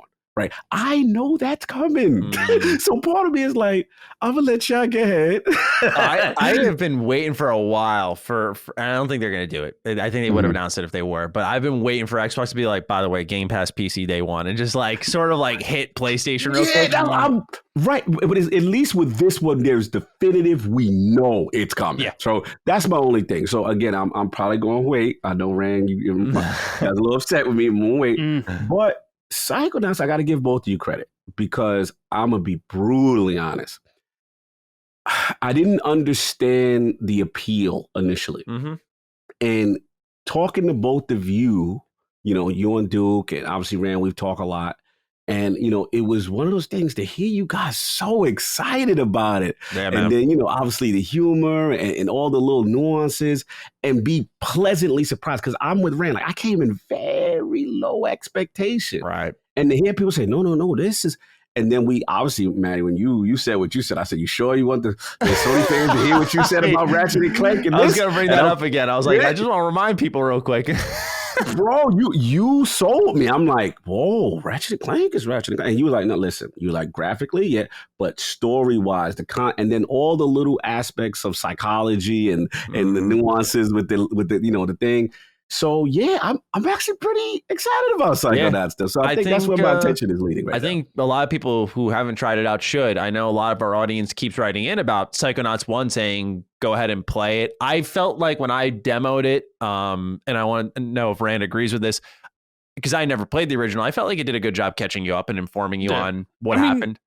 You were kind of out of the loop in the very, very, very beginning. Because I haven't played Psychonauts 1 in like 15 years or something, so I've completely forgot about it. But it does a good job telling you like what's going on, who the characters are, what the story is. And when I was playing Psychonauts 2, I was like, okay, I'm only going to play this for like 45 minutes. And then it was like, okay, it's 2 hours. And I'm like, I'm going to load it up tomorrow and play the other level. And I'm going to load it up the next day and play I was like, and I was just constantly surprised by how like, yeah, man, cool and weird and surreal some of the levels are, but mostly because the humor and the cinematic stuff was just on point. But can we just have a discussion about why Arcane is the best Bethesda studio and why I'm so happy that Xbox purchased them? Because I know Matty's going to be upset at this, and I feel like I shouldn't really say Arcane. I'm not the biggest fan of Fallout. I'm not a Fallout guy. Never mind. But I do. We gotta get him. I know, but I do love Elder Scrolls, right? Okay. So to me, like when I look at like the studios that Microsoft acquired, the one that always stood out is like, yes, this is the one. It's Arcane. Like Arcane is the one that has always been the most consistent with all their games. Right. I know you can make the case for id Software, but like. Let's just praise 5. Arcane and why they're the best from the Bethesda group. Talk your talk, speak your truth. No, that's what I've said it for a while, that BGS is my favorite for reasons I don't think I need to fully explain for our audience, but I do think Arcane's the best. I agree entirely. They, starting in 2012 for me at least, with Dishonored 1, they had me right there, and then Dishonored 2, Death of the Outsider, criminally underdiscussed. But I feel more passionately about how criminally underdiscussed that game is compared to Prey, which, kind of has gotten its due now. Death of the Outsider, though, is on a narrative level also really good for that series, but it's just fantastic game. Kind of changes up the reputation system that the game has. I love the choice and consequence in Arcane games, the amount of endings you can get. And especially in 2, when they're like, hey, we're going to give you multiple endings, multiple play styles, and 2 characters to play as. It's like, what? Then you look at Prey. I mean, yeah, they're scary consistent, and they do not get enough credit for how good they are time in, time out. And this is across like multiple studios, right? Like Arcane, Austin, I think it was, they did Prey, and then like Leon was doing Dishonored. Like these are different teams all meeting the same bar and having the same design philosophy. That's rare, right? Like normally you can tell. I talk about this with Platinum Games a little bit. You could tell for a while they had like an A team, a B team, and they had a C team, man. And like they were like, "Hey, C team, go handle Mutants in Manhattan. All right, we're gonna work on Bayonetta 2 in the meantime." And it's like you can feel the difference, right? Yeah. You can't feel that with Arcane. And that's what I think is so impressive about them. Guys are selling it. Well, I know it's got to bother you because it's like you get Starfield next year, right? And it's like you almost wish Bethesda game or Todd Howard could clone himself and then lead a second studio, because you're gonna Starfield next year, but then 5 years, 4 to 5 years for Elder Scrolls, and then 4 to 5 years for Fallout 5. Like, I mean, that's whereas problem, like Arcane can at least give you a couple different games, every few years. You get we get Redfall next year, and then Deathloop, and then they're both going to be making something new, and we'll be able to play 2 new titles. In 3 to 4 years. And exactly. They feel the same, not in a bad way. Like they are of an Arcane flavor, where what's weird is Bethesda Game Studios has 4 studios. They have one in Montreal, Dallas, they have Austin. The only one who's made a game or really handled a game, I should say, is Austin, and they made something that was kind of out of the bread and butter of what BGS games are known for. Like, it was completely changing the DNA of them. So yeah, that's where Arcane really has its strength, I feel, is its consistency amongst its roster. It's wild when you really look at it. Listening to both of you, it just really it understates how the Bethesda ZeniMax, acquisition, truly how much talent is under the roof.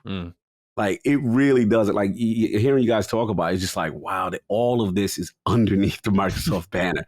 It's pretty impressive. And again, it's very exciting for the future to see what all of them are working on. But absolutely. I love to hear it, man. Love to hear it.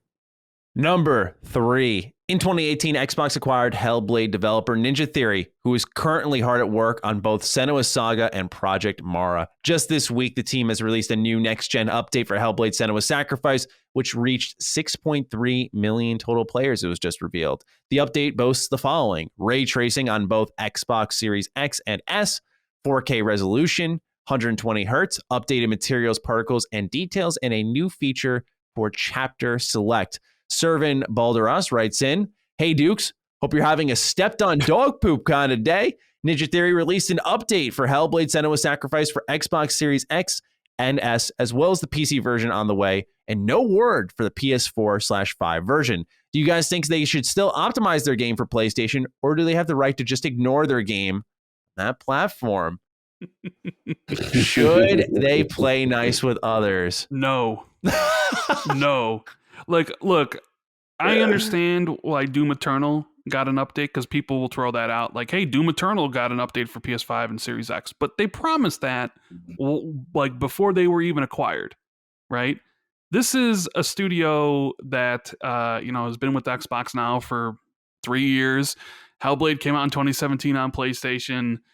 They probably don't even have PlayStation dev kits. Not granted, they could probably hire an external studio to do it, but absolutely not. You want to talk about making Xbox the place to play, or the best place to play those games, then yeah, you have the Hellblade update only for the Xbox consoles, and it's coming to PC. You absolutely don't. And I sound like probably like an asshole, but I'm really not. No, I think you're right. No, it shouldn't go to PlayStation 4, and it shouldn't go to PlayStation 5, and that may anger some PlayStation gamers, but they never promised it. Like, that's why this announcement was a surprise. Nobody expected Hellblade to get a Series X and S upgrade 4 years later. Now, this might be kind of like the start of maybe a marketing cycle for Hellblade 2, because I was sort of thinking, like, this is kind of weird. Usually you would do this maybe 6 months before the new game. But then I was like, you know what? If they actually hired this team to do this update, at the time, maybe they thought Hellblade was 2022 before the world changed, but this one still came out on time. That's sort of what I was thinking. But I actually re-downloaded this. Oh, nice. And the biggest feature for me is chapter select. Yes. Because when you beat the game, you got to start over from the very beginning, and you can't pick and choose where you want to go. And it's like, sometimes I just want to replay a section. I don't necessarily want to have to replay the whole thing. So while, I'll check out ray tracing, the problem is I don't want to play at 30 frames. Ugh. 30 frames is disgusting. I got a lot to say. You talk about it. You ahead. I got a lot to say. No, you're on fire, Rand. To the initial point, completely agree with you, bro. Like, I don't want to get too console-y, worry, but it's like, at the end of the day, there's this entitlement that I feel that, we have to understand, this is a business. This company has been acquired, right? Ninja Theory is now part of Xbox Game Studios, right? They are beholden to them, right? It is in their best interest to do what is for the platform they're working on. You know what I'm saying? And unless this is not a situation where it was promised before, like you said. So it's like, that's part of the game. I don't understand why the discussion is even coming up, because if the roles were reversed, I feel these questions don't come up as much. That's just me. Now, the second thing with this update, I got to be real with y'all. I've not really tested the effects of ray tracing. I'm going to be brutally honest. So with Hellblade, I know that game. Front to black, beat it, know the level. So I ain't going front, Ram. Oh, here we go. You gonna tell me that 30 frames is acceptable now? Is this what you're telling me? The guy that literally left console Destiny because he couldn't play in 30 frames anymore to go on PC where 60 frames was the way. You're gonna tell me that you're gonna go play Hellblade at 30 frames? You of all people? You're gonna tell me this? You done Bloviate? Yes, I'm done. Go ahead. All right, cool. So now, this is being read every day on the phone. But here's the deal. You know I'm Team 60. You're absolutely right. However, for the sake of science and tech, I needed to know what the hell ray tracing does. Because I've never tested it, ever. Now, Hellblade, I beat it, know every level. You know that, boy, I think it's the second level. You could see the bridge to Helheim in the back. The structure, the sunlight, there's a water on the day, there's broken boats on the shore, right? Mm-hmm. I threw it on Enriched, which is the ray tracing mode. I'm looking at the floor. I'm seeing the reflection of the puddles reflect the sky in the top. I'm like, oh, that's different. The sun looks like it's heat pulsating late. I'm like, yo, that's different. Okay, maybe I just didn't remember it, because now it's an update, X enhanced. Okay, cool. I threw it on resolution mode, 4K 60. I looked at them puddles. I was like, that ain't it, bro. Like, it wasn't reflected, nothing. It was dry, it was drab. I was like, yo, what's going on? That's the difference. Now, don't get me wrong. Now, this is where I'm back with you, Ran.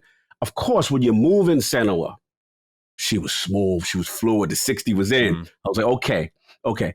And then I did performance. And to be honest, the 120 wasn't as substantial as I thought it was, going to be, at least in this particular game. I still felt her jog was fairly contained. It's just that her response time was quick.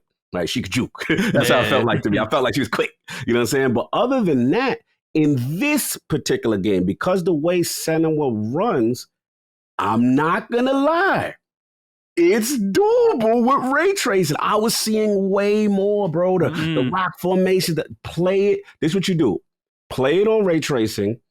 Look at the sky. Look at the puddles. Take an Xbox screenshot. That's what I did. Then I switched it off the mode, went back to the chapter slate and put it on. And I said, oh no. It was like an exposed video. I was like, Digital Foundry do the job. I was like, oh no, this is not it. No bueno. So it does make a difference. Just give it a shot though. For some, I'm definitely gonna give it a shot. Some people are gonna be like, yo, I'm not dealing with the frames. It just didn't feel as substantial in this particular game. It's just, that's all. Listen to you before I went on my, you sounded like Jez when he was all about the filmic 30 frames per second. I am not team filmic, but I know what you mean. Yeah. Shout out to Jez. I love Jez. But it surprised me. It really surprised me, just in this particular game. But give it a shot. It's worth seeing, especially that second level. I think Xbox fans can find themselves in a similar position PlayStation fans are here with Hellblade. If PlayStation were to ever do something with Sunset Overdrive, there's that question of like, well, what about us, right? So that'll be very interesting to see how Xbox fans respond. Right now, we're all give us hours. But, when you already had the exclusive there, doesn't really change the situation. So I'm sort of in the middle on it. But I do think, you got to do what's best for your fans. And, when you buy this company and they've been in the ecosystem for this many years, it should just be on Xbox. But just some food for thought there. Do you expect a Sunset Overdrive 2 at some point, or them to remaster Sunset Overdrive for the PlayStation? That, but I don't really expect it. Probably my favorite Xbox One exclusive that comes to mind is Sunset Overdrive. Criminally underrated. Nobody bought it in 2014 because everybody hated Xbox back then. Yeah, but here's the thing: like everyone was like up Spider-Man's butt about how crazy good his movement was and stuff, and I'm like, yo, I agree. I highlighted in my review, but I was like, this started with Sunset. All the DNA of the movement in Spider-Man, the wall running, the turning the corners, the high bounce, everything. That was all started in Sunset. So I tell people all the time, if you like your Spider-Man movement, you like how it felt, get on Sunset, because it's literally Spider-Man's movement with Ratchet and Clank gunplay. It's phenomenal. It's so good. And it's post-apocalyptic. Which I know Rand hates because he's not a Fallout fan, but he's not a Fallout fan. I do enjoy my post-apocalyptic settings, the Metro series. I'm just not that big of a fan of Fallout. I'm sorry, Matty. I played everything in Fallout 3. Well, so I had a choice back in 2015 It was Rise of the Tomb Raider or it was Fallout 4, and I chose Rise of the Tomb Raider. And I have this problem, and I don't know if you guys do, where if I choose like to pass up on a game and it goes in the backlog, I hardly ever go back because there's always so many more games coming forward. So if I intentionally skip something, it's very hard for me to go back. So I skipped Fallout 4 to play Rise of the Tomb Raider, and I never went back to play Fallout 4, and I doubt I ever will. I don't know if you guys are to this similar. day have not played I have Fallout not played 4? it. Although I might with the 60 frames thing. Fucking crazy. But do you am I like crazy? Am I the only one that does this? Where if you skip a game, you're not crazy for what you back? did. Just I come from, of course, a background of Bethesda fans where, like, I assume when I'm speaking on my videos, you have played Fallout 4. So for me to sit down in a call with someone 6 years later and be like, I have never played this game, that's why I don't watch Matty's Fallout videos. Yeah, I was like, oh my god, I'm so flabbergasted. I've actually never been left this speechless. Wow. This is great. The things you learn. Man. It's all good. Number 4. Throughout the year, we have seen Xbox Cloud's gaming beta reach a variety of platforms. Next up is the Xbox app on Windows PCs for Xbox Game Pass Ultimate members who are part of the Insider program. All you need to do is click the Cloud Games button, select the game you want to play, and get started. I never had a chance to try this out. Did either of you mess around with this at all? I have not yet. Have you tried yet, Ray? No. See, I'm not the biggest fan of cloud gaming. Right. However, there is a feature they added where they let you stream your console to your PC, which they removed or they didn't have it enabled at the launch. And I used to do that quite a bit. I'm an achievement guy, or at least I used to be. So I would stream my console to the PC and then have like the guide up, if you're looking for collectibles side by side, so I could watch the video as I'm playing. It's just easier to do on a monitor instead of like on a phone on my OLED. Big time. So I'm glad that feature's back. And even sometimes I record dashboard videos that way. But no, I actually haven't gotten it. I haven't tried any of the cloud gaming stuff, whether it's on iOS or Android or Windows 10. It's kind of like I told Cog, it's like, I don't really like, I'm not a mobile gamer. I've never have been. So playing on the go doesn't really interest me. And like I don't want to brag or whatever, but it's just the way it is. But like, I got a 65-inch, LG OLED. It's like, why would I want to play cloud gaming on that when I got that beast over there with local gaming? You know what I mean? Of course. I agree entirely. For me, the only thing that's really spoken to me is remote play. I think that's kind of been enjoyable, is, being able to post up with the iPad and the controller and just put something else on the TV, like the Mets game. Torture myself in the middle of it and torture us, and and play something on the iPad, but not have that sacrifice in quality. I found cloud gaming to be really impressive when I tested it out, and I could see the use in it. Just I haven't found. I've had moments actually, like with the Ascent. It was really cool. I started at my house. I picked it up on my PC here when I was waiting for something, and then I went back home and like synced my progress on my Xbox. It was like that cool moment of, oh shit, like this is what it's all about. But those moments are few and far between. But I still think it's going to be more practical for other people. But for me, remote play is what really clicked. I still wanted to highlight though, because a lot of people were excited about it. Yeah, big feature. And I like Rand said, I also use that stream to my PC. Again, so I just want to continue gaming because I consider my PC like my work, right? Your podcast, you're doing stuff, but there's once in a while you got some time to kill. All right, cool. I'll just connect the USB, boom, up to the Xbox Elite, and then boom, you can continue. And I'm like, damn, they took that away. So it's cool that they are bringing that back and a new feature. And shout out to my boy Kai Box, who loves Defining Duke, by the way. He's a huge fan of you, Matty. Huge fan. Let's go. Don't get me started. You don't even listen to Matty, but we ain't going to get into that. But I had to call him out. That was an internal joke. But at the end of the day, he told me it's out. He used that feature a lot, you know what I'm saying, at his job. And he said it's actually really impressive. So early results were positive. Good. Number 5, Xbox Game Pass for PC often feels like the forgotten part of the package to some subscribers. With that in mind, they'll be happy to know that Humankind is heading to Game Pass on PC day one. Humankind is a historical strategy game inspired by the likes of Civilization, where you will ascend your nation from the ancients all the way to the modern age. The game is set to arrive August 17th, 2021. Matthew A. writes in, "Greetings, lads. Xbox and Sega are teaming up with Humankind, launching day and date on Game Pass PC on the 17th. Are either of you guys interested in checking out this much overdue Civilization competitor? While it won't have the iconism of Gandhi happily launching nukes, I'm still excited to check it out and even more excited to save some coins doing so. Bathe us in those sweet, sultry voices, boys." So, we got any Civ fans here in this call?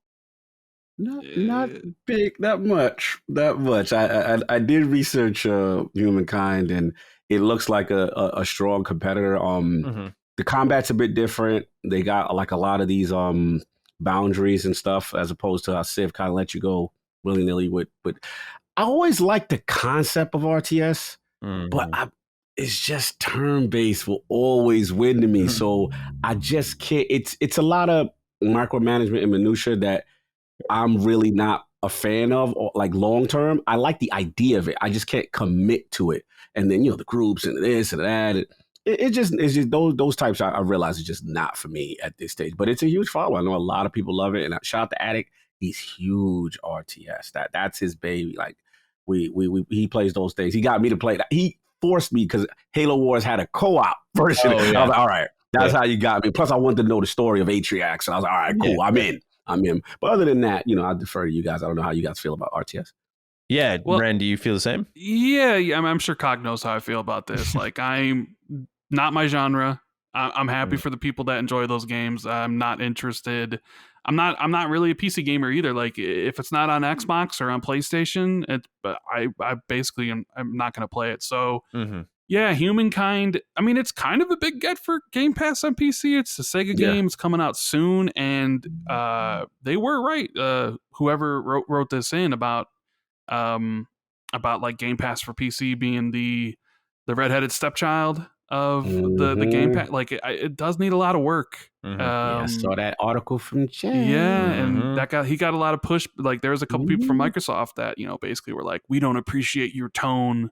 But there's a few other people that are like, you 100% nailed this. Yeah, he was honest. Man. Yeah. Was honest. So for me, I don't know. Maybe it's just because like I'm set in my ways.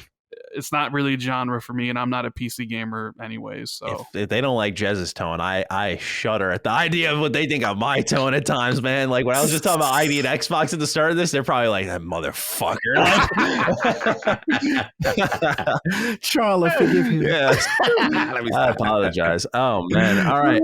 Yeah, I like these types of games, but what I'm doing is saving myself a little bit here because what you doing?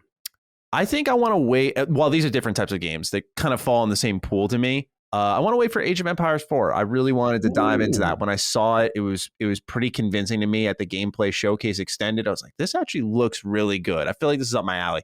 It's a little story. I remember when I played Civilization 5 first time, I did one campaign. It took me about 17 hours. And even then, that was when I had ample free time. I was a college student. I was uploading videos that were like 3 minutes long. Like, I had so much time to game. And even then, I had the conscious thought to say, no, I can't do this. This will soak up every ounce of free time. So in an act of self-preservation, I really don't play Civilization. I tried to play 6 and get into it. I'm not crazy about it. I don't know why. Something about 5, though. When I played 5, I was like, oh my God, man, this is dangerous. And like I uninstalled it. I was like, this is a dangerous video game. So I'm saving myself from maybe that happening here with Humankind. More than anything is, I feel like also relevant to our audience. They're probably more interested in Age of Empires 4. And so I do want to cover that. But it's interesting that while these are different games, they're sort of, I think, similar in a way from bird's eye view. And Xbox getting that here in August and then having their own release in October is, I think, pretty substantial. But more substantial, the Sega partnership continues. It rolls on. I know Cog wants Sega and Microsoft to get into bed. Come on, baby. Come on. It's only home. right. Come on, baby. You know what it is. You know what it is, man. It's lineage. It's history. Come on. The Dukes, the fans always been saying every time we do a Duke, there's always a question. Listen, man, the signs on the wall, they going steady. Mm-hmm. Yeah, they're holding hands right now. They're holding hands. Put a ring on it, baby. Put a ring on it, Phil. Let's go. I found this interesting. I was like, another Sega one. This was a day one, different from Yakuza, different from 2 Point Hospital, which are late editions. This is day one. I think they're trying to see here, like, let's do something smaller, see how that grows in. And then I think they're going to do something big. And then I just think Xbox is going to fucking buy them at that point. They'll be like, come on, you already know. You already know. Listen, we got to, you got to take them out to dinner a couple times. You got to woo, I get it. They're whining and dining. We'll talk in 2023. Exactly. I got a question for both of you. You mentioned Age of Empires 4, Matty. Yeah. Xbox's strategy of, hey, play the games you want on the device you want with the people you want, mantra, right? Which I'm all for.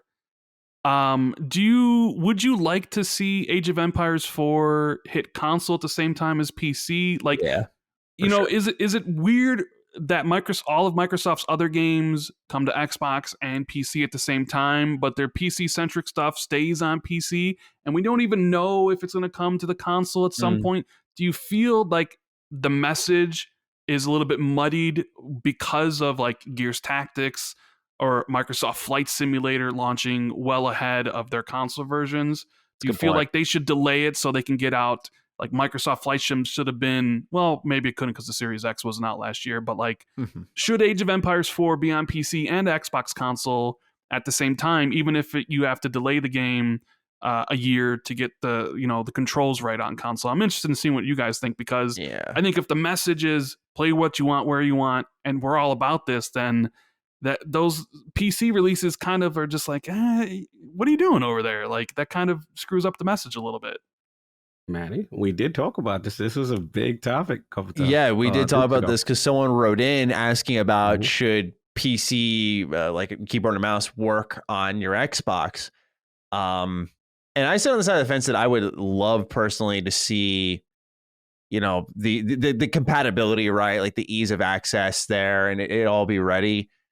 I wonder if it has something to do with like budget, where they got to eventually launch it to then make their money. And then, for example, Microsoft Flight Simulator, I have to imagine it was a bigger deal than they maybe anticipated, where it really justified that push for console. I could be wrong, right? Maybe there was anticipation there that I was not seeing. But for me personally, it just kind of came out of nowhere. I saw people talking about it, posting screenshots, having a good time with it.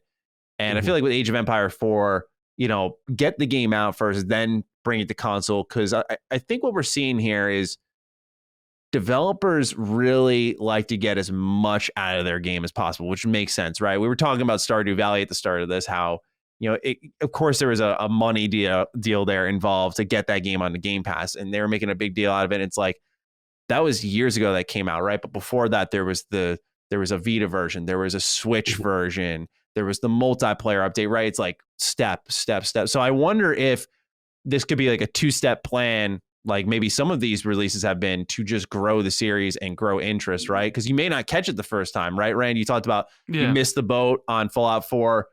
You never came back to it. For some people, that reignited, like, here's another release. This one's more complete. This is what we're doing for console users. Gets more people to go, all right, I missed this the first time. This is my chance to get in, though. And this is more tailored to me. Maybe that's what they're possibly doing. I don't know. Yeah, it's an interesting one, because on one hand, I do understand what Rand is saying in reference to you want that uniformity, right? When it drops, in a perfect world, you want them to be on all the platforms. I mean, we have to be honest that, yes, these games are suited for mouse and keyboard. They're suited for a PC audience that's probably going to gravitate towards those games first, because that's kind of where they're birthed and what they're known for. But it does, if you're the console guy, it doesn't feel good to say, okay, damn, Age of Empires or whatever is not going to be there. Gears Tactics wasn't going to be there initially. The only thing I can think of, and I think I said before, is just from, even though we know the console supports mouse and keyboard support, has that built in natively. The thing is, I think the mindset by Xbox is like, we have to have the controller user be able to theoretically still play this game. And thus comes the outside of the box, mappings and things like that. Like with Tactics, like I played Tactics on PC, and I have to admit they did a good job. Even though we had to wait, they did a good job of really making a lot of contextual movements and things in the game suited to console that maybe they needed extra work on. I still don't like it, but in fairness, I got to get them a little bit. I still don't remember Outriders coming to PC. I still don't remember Destiny on Game Pass PC, right? So the pendulum is a little swinging more now towards the Xbox, because in the beginning I remember we was like, yo, what's up with all these PC games coming to Game Pass, and it's not coming to Game Pass console, and now I'm starting to see the other way where the PC guys are like, yo, we didn't get Outriders, we didn't get this, we didn't get that. So it's weird with the decision making. Sometimes I agree. I do agree in a perfect world there should be uniformity. With the RTS games, I kind of understand a little bit, because you don't want to alienate a guy who doesn't have mouse and keyboard or would never intend to play that way on console, and then he has a game that it's literally useless to him with his controller, so to speak, if they didn't integrate the control. So I don't know. Well said. Let's see what happens. Number 6. This came just before we did the show.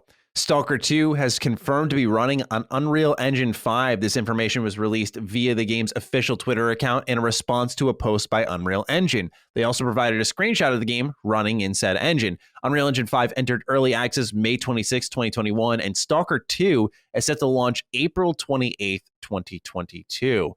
Now, we had a little bit of a pre-show chat about this because we found it so interesting. And Rand, you had set up how Coalition, they were like, hey, we got to get a game out before we even understand Unreal Engine 5, right? Yeah, we gotta do some tech demos. We gotta do some tests. We gotta make another game. Like and I think you were reading from their blog post. It almost made it sound like Epic was making it sound like Unreal Engine 5 was going to be super easy to go from Unreal Engine 4 to 5. But then the way the Coalition was sounding was like, and that doesn't sound like super easy. So like, yeah, when you mentioned that this game is Unreal Engine 5, I was like, wow, like now I'm thinking in my head, is this game going to get delayed? We're going to get to next year and then the game gets pushed, because I sort of think like almost every game gets delayed these days anyways. Sure. Because whether or not like it's finished or Unreal Engine still has problems. But I will say that was one of the games that really caught my attention at the E3 showcase. That long presentation they had with the people sitting around the campfire, but then the snippets of the combat and the atmosphere and everything. Like, I wasn't interested in Stalker beforehand, but now you got my attention. So I'm definitely looking forward to it. So what do you guys think? I'm with you, man. I never played a Stalker game. I heard of them. I heard about the popularity. And I'm with you, Ray. I literally saw that trailer. I was like, yo, what's this? I'm in. Whatever's going on, I want to know I need to be a part of this. Look, I'm pro tech. I love the fact that, it's going to be on Unreal 5. I want to see what it could do. I want to, in the early stages, the thing will be, how does this affect development? Are they legitimately going to be able to realistically make that time frame? But let's push the tech forward. Let's see what it can do, man. I'm excited, and the game looked really good. It really looked impressive. Matty, you're a Stalker fan. You played the series. Like, where you at with Stalker? I needed to play Stalker, but I've just been waiting for Stalker 2 at this point because it's so close by. But a lot of my audience, I know it's not post-apocalyptic, but a lot of my audience has said just that Fallout games and Stalker have this similar feel to them. I don't know how true that is. It's just something that I remember, like, especially in my heyday when I was like covering a ton of Fallout stuff. This was a series brought up continuously, slept on it for a while. Now, it's interesting you guys were a little more excited about Stalker. I was already excited, but when I heard Unreal Engine 5, I want to say I'm worried. That's not the right term because, right, I'm pro tech as well. Let's push things forward. But I wonder about, with an engine in early access, what speed bumps they'll run into along the way and what will bump this game back from just a development standpoint and what the engine will like have a hiccup with. It's like, oh, that's not fully ready yet, or this should work, but it's not going to yet.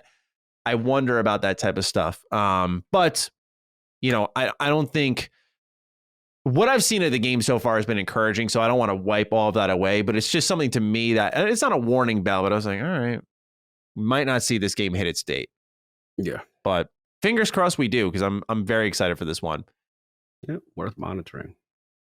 Number 7. With recent industry trends over the last number of years, it should come as no surprise that more remakes or remasters are on the way. 2K was clearly happy with what they saw in the Mafia series with its definitive editions in 2020 and are now seemingly making more. So with 2K, they recently stated in an investors call this week that they are actively working on, quote, 3 unannounced iterations of previously released titles, end quote. Don't expect any of those to drop on Game Pass day one. CEO Strauss Zelnick said the following during an investors call, quote, our views remain unchanged. We think a subscription model can make sense for deep catalog titles, but it doesn't make sense for frontline titles. For any business model to make sense in the entertainment business, it has to work for the creators of the entertainment as well as the consumers of the entertainment. I think catalog can make sense for publishers. It can make sense for consumers who are avid, who really want access to a lot of product. But if you're getting into a frontline product, then the economics are much more difficult to make sense of, end quote. All right. A lot of IP for 2K to pick from. They just did Mafia, so that's off the table. Gentlemen, what are selections of the 3 games that they're seemingly reviving? Like that shot that Take-Two guys taking at Game Pass. Mm-hmm. Yeah, it's easy. This Grand Theft Auto 3, Grand Theft Auto Vice City, Grand Theft Auto San Andreas. That's the 3 games if I had to guess. Yeah, I wish it were Bully. I really do.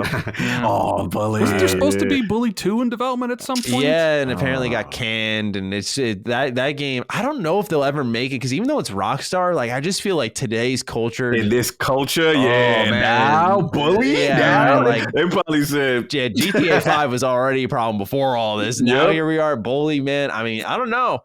It could be. I think it could be really interesting, and if anyone could do it, Rockstar, I think could get away with it. I would love to see them try it, man. Fuck that, but like. I think Rand's right on the money. I think the rumors were the GTA games. I was reading a couple articles, and apparently some mods for like the old GTA games got yanked down.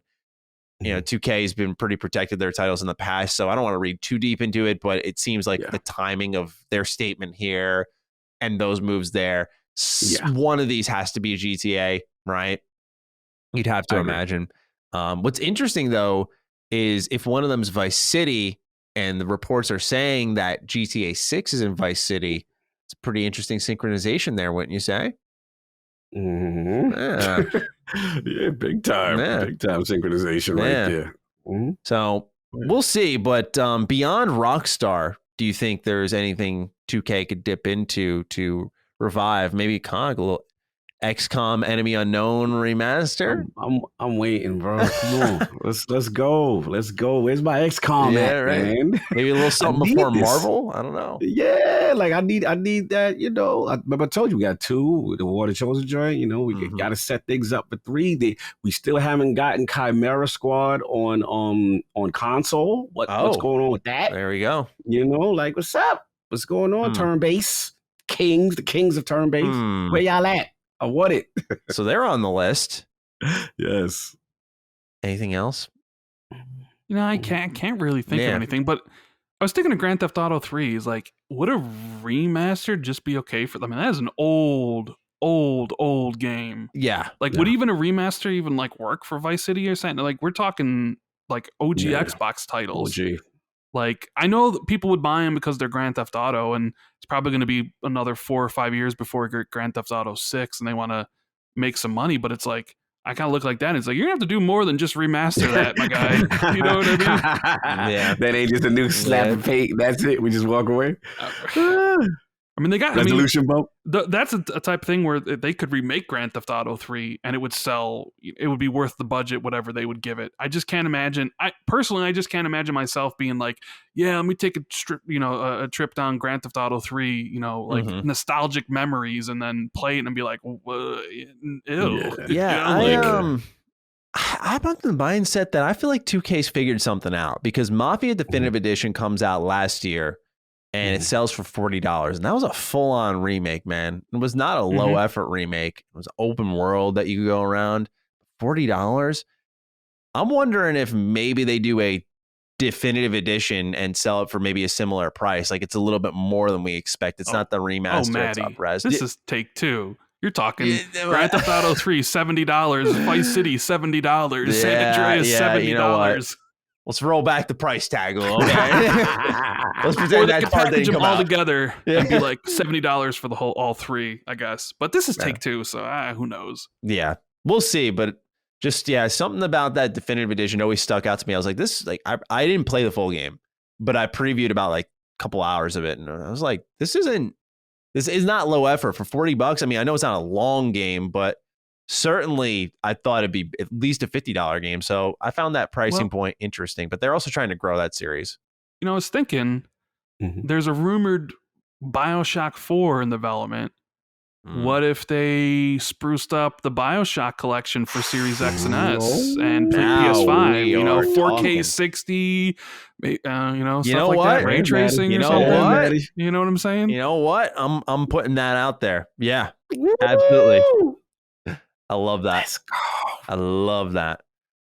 All right. Daddy's please. Let's move on to number 8.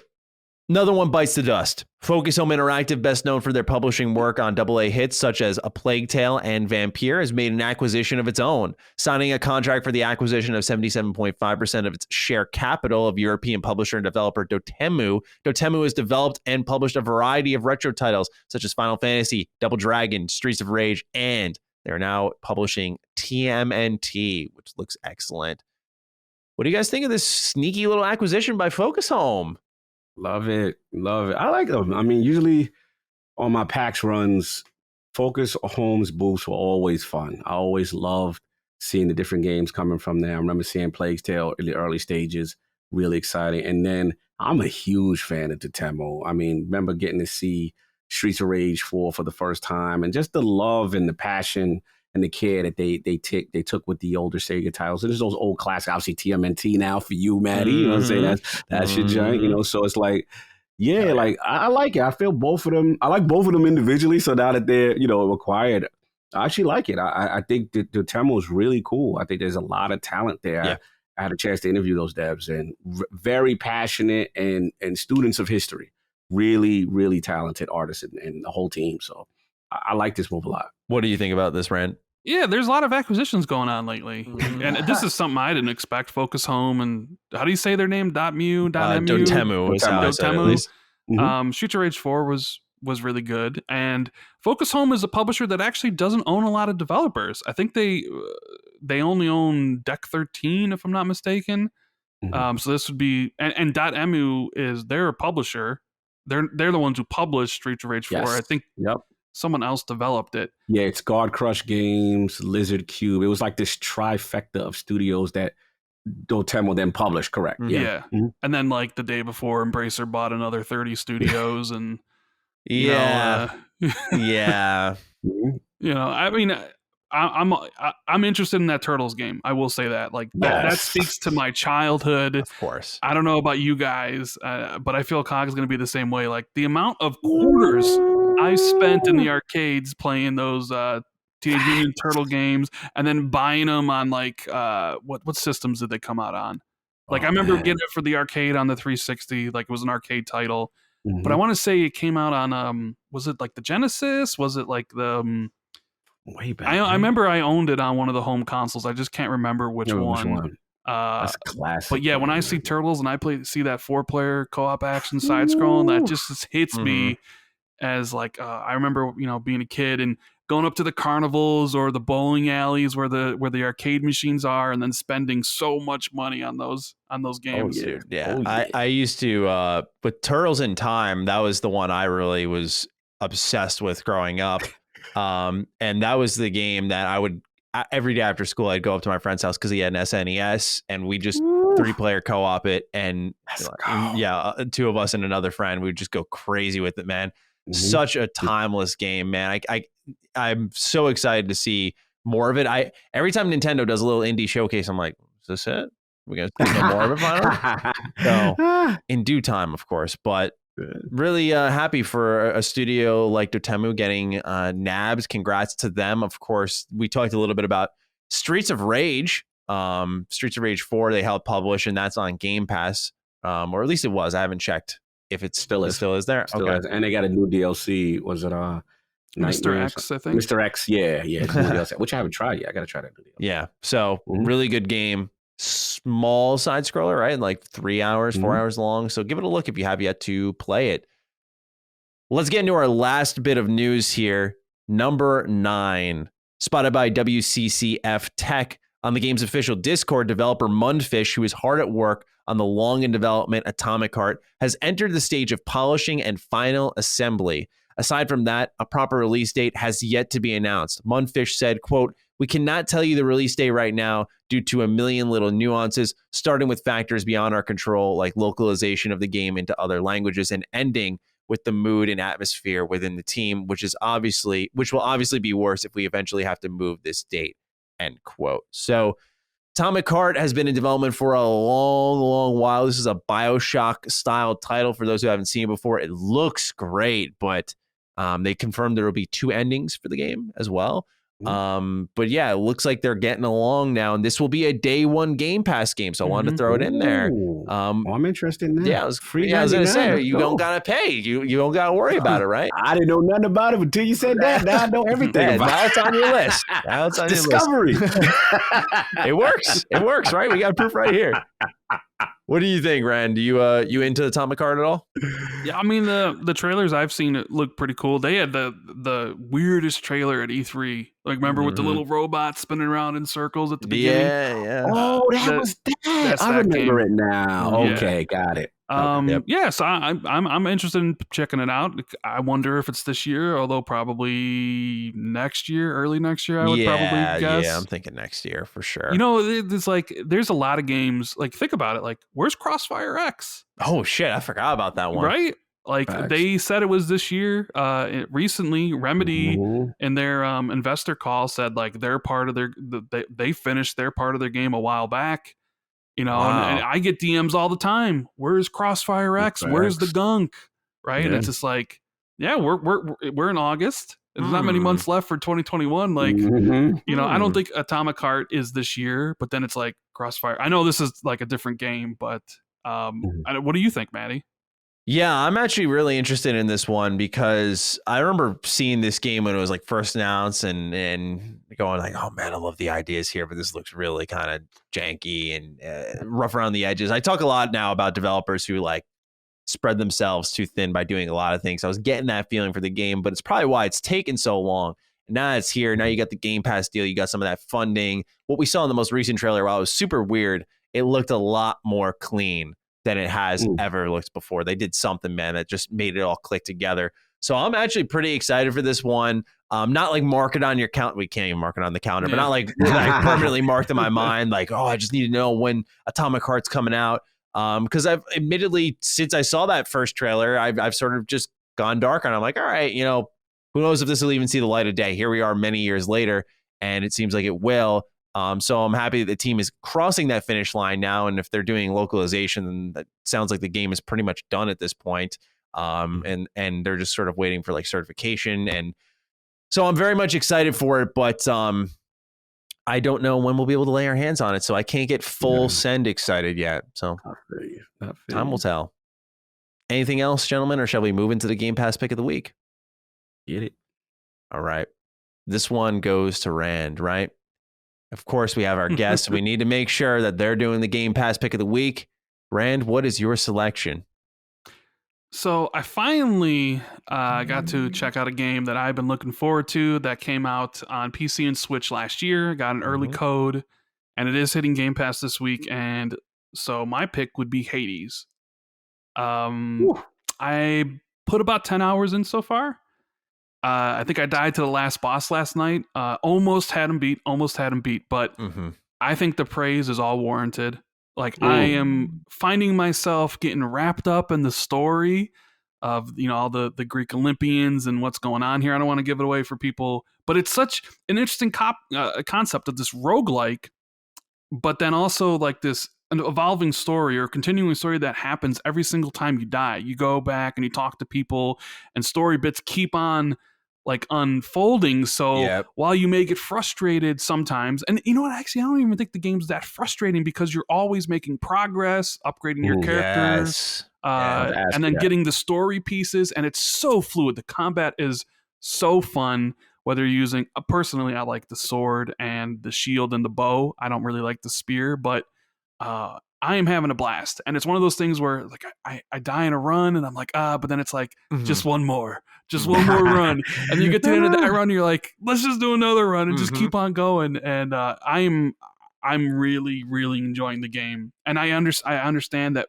clearing it once isn't really beating the game, so to speak, or at least finishing the story. You gotta do a whole bunch of different runs. And Cog, for you'll like this. Unlike Returnal, you can quit during a run. It'll save, and you can come back where you left off. Yeah. Wait. You are you telling me there's a save, Randall? The what? There is. You can quit out at any point in time and come back, leave right where you left off.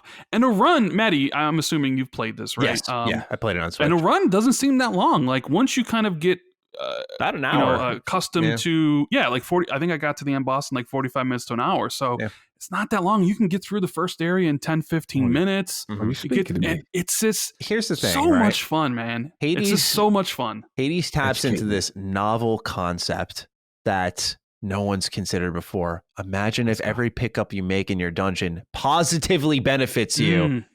Like, that is true. Yeah, right? Crazy. These roguelikes always try to handcuff you. They're like, what if we fucked you over? It's like, oh, I love being randomly fucked over by the game and not being able to control that. That's my favorite.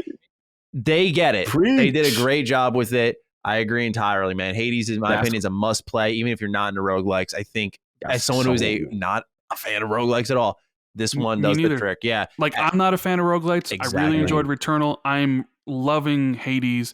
The voice acting is so freaking good, man. Coming back, just listening to these gods talk. It's a pleasure. And like Game Pass day one, not even like months later. This is launching into Game Pass day one. I think also on Game Pass on PC, if I'm not mistaken.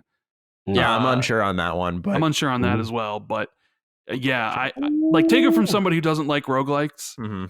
But like Matty says, like the power-ups you get, they only make you stronger. Like I ended up getting this duo power of Zeus. He gave me his lightning strike. So every time I would attack, it would send out these lightning bolts, right?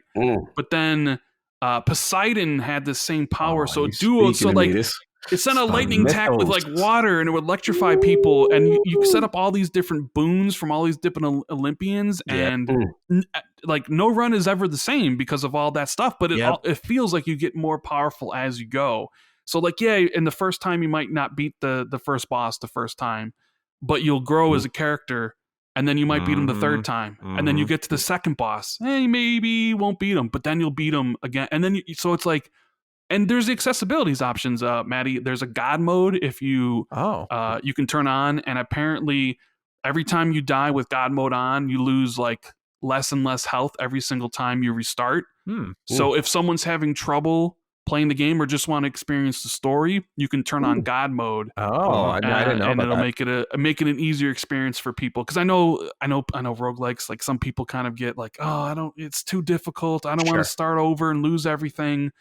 But I wholeheartedly recommend Hades. Loving it right now. And by the way, yes, Game Pass PC Cloud as well. Nice.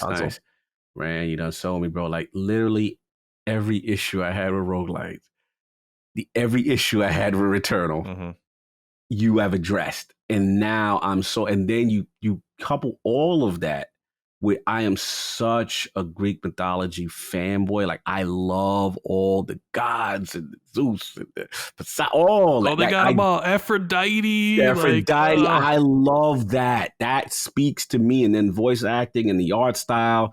I think this might, you sold me, man. I think this might be, I purposely held off on playing it from my Switch just for this. Yeah, man. It's really the carryover that I think is what gets you into everything. It's like when you die, that can always be annoying, but knowing that there's multiple ways you progress, not only narratively, but like gameplay changes so that next one you go into, you're a lot more capable. And they're permanent buffs, right? So you will be ahead, right? Like that's the thing, right? It's these things you invest your currency into that stick with you. And then there are things that customize your play style. I mean, you set up for a run. You don't just walk into a run blank slate and have everything be dropped on top of you. There's a preset there established by how you build your character. And then when you get in there, all the different boons you get. I mean, there's so many, and all of them are positive. And the combinations you can make, and when you mix them with the different types of weapons, oh my word! And then they even have this ability you can upgrade where you die the first time, you come back. And then you can upgrade that another. So it's like you actually have lives. So it's not over after the first time you die. You'll come back with like half your health. Which really helps because you might get frustrated, be like, "Almost beat this boss," but then you come back from the dead and you're like, "Oh, I beat the boss. Cool, I'm moving on."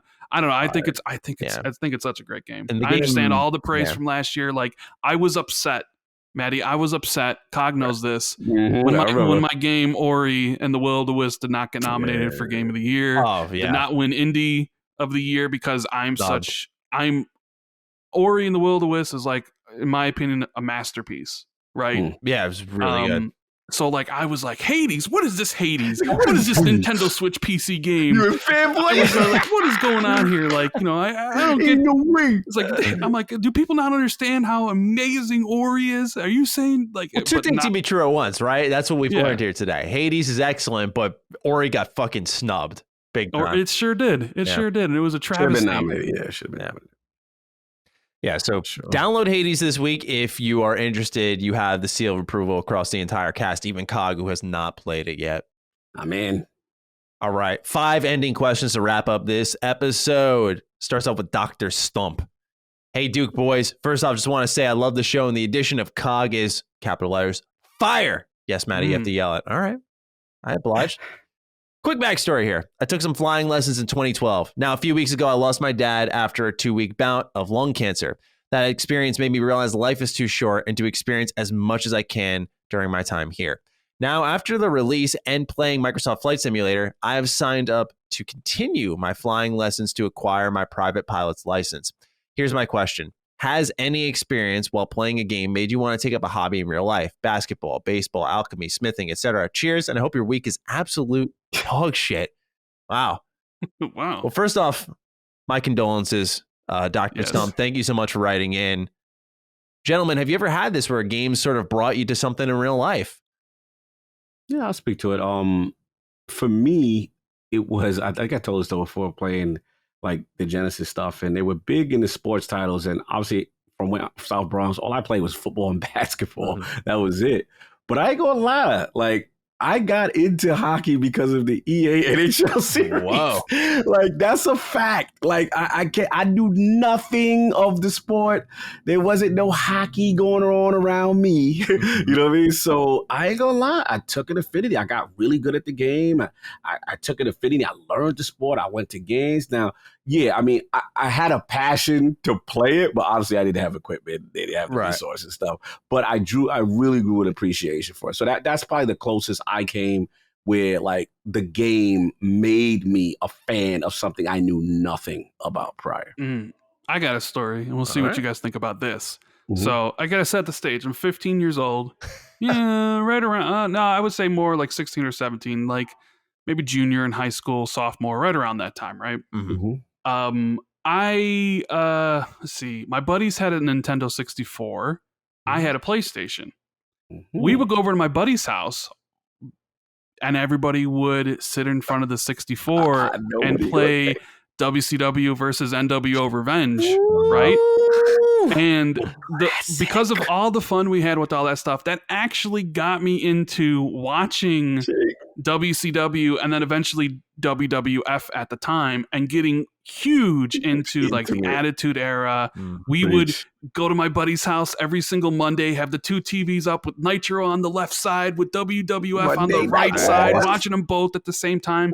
All thanks to the amount of fun we had playing WCW versus NWO Revenge. Yeah, facts. Yeah, that's a good one. Do you still watch wrestling?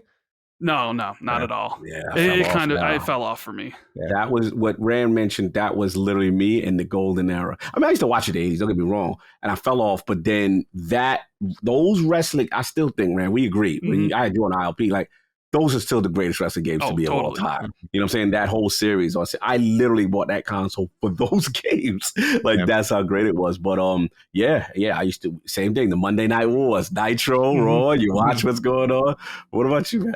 It's funny you guys bring up wrestling, because I just want to shout out AEW, which is kind of like boomed in popularity this last like year and a half or so. And it's funny because they're working on their own game, and the director of it is the one who directed No Mercy. So, yeah. Interesting. Yeah, so just want to put that out there. Yeah. I'm color me interested. Yeah. I want to say, don't quote me on this because I'm going to have to double check this. A lot of double checking this episode. I think Ukes is working on it, who did the wrestling games for WWE originally before 2K took over. But we need Aki. We need Aki to be the because they had the perfect system. That rock, paper, skit, you know what it is, right? The hit, the chest out, the block, the counter, like that. It was simple but beautiful. If we could get confirmation with Aki on, oh man, I miss those Aki wrestling games. But continue. So, for me, it's funny because I smile when Cog was talking about hockey because I had like a identical experience. You know, in 2011, I picked up NHL and I played it, and there was something about the speed of the sport that really caught me and spoke to me. I was like, damn, this is awesome. And I always told myself, like, no, I was like too small to actually play it. So I just watched it a ton. And then the Rangers signed one of my favorite players I ever watched play the game, which was Matt Zuccarello. This guy's like 5'2", man, like small guy, but he played fucking phenomenally, like great playmaker. And that was kind of what got me to buy in and be like, I'm gonna try to play. I'm in the New York area, so we had a couple of rinks nearby, and it was a long road. But I ended up playing hockey, and it really started with playing a game. So it's just it's interesting how you had the same thing. And I've been a Rangers fan since, Oilers fan since. So yeah, fire. I like it. I like to hear those stories, man. It's cool. Gaming does have that effect. It does definitely. Also, cooking to some extent. Like sometimes just the meals you'll see in games. It's like So you're a big fan of Cooking Mama? Cookie Mama make you go. Like I think it's more like what was that? Like Final Fantasy 15 when they'd like slide the dish in on screen. Okay, you're like, oh damn, like, whoa, what is that? I've been playing Neo: The World Ends With You, and like you know, the way you get your stats up, it's really cool. Is you'll like battle and your hunger meter will build, and you'll go to these stores and you'll eat food, and it'll raise your attack, your defense, your health, your style, and all this stuff. And so like they have all these different anime style foods that just look so good. And something about anime and food, man. It's dangerous combo. Dangerous combo. All right, next write-in comes from Tyler Mitchell. Hi, boys.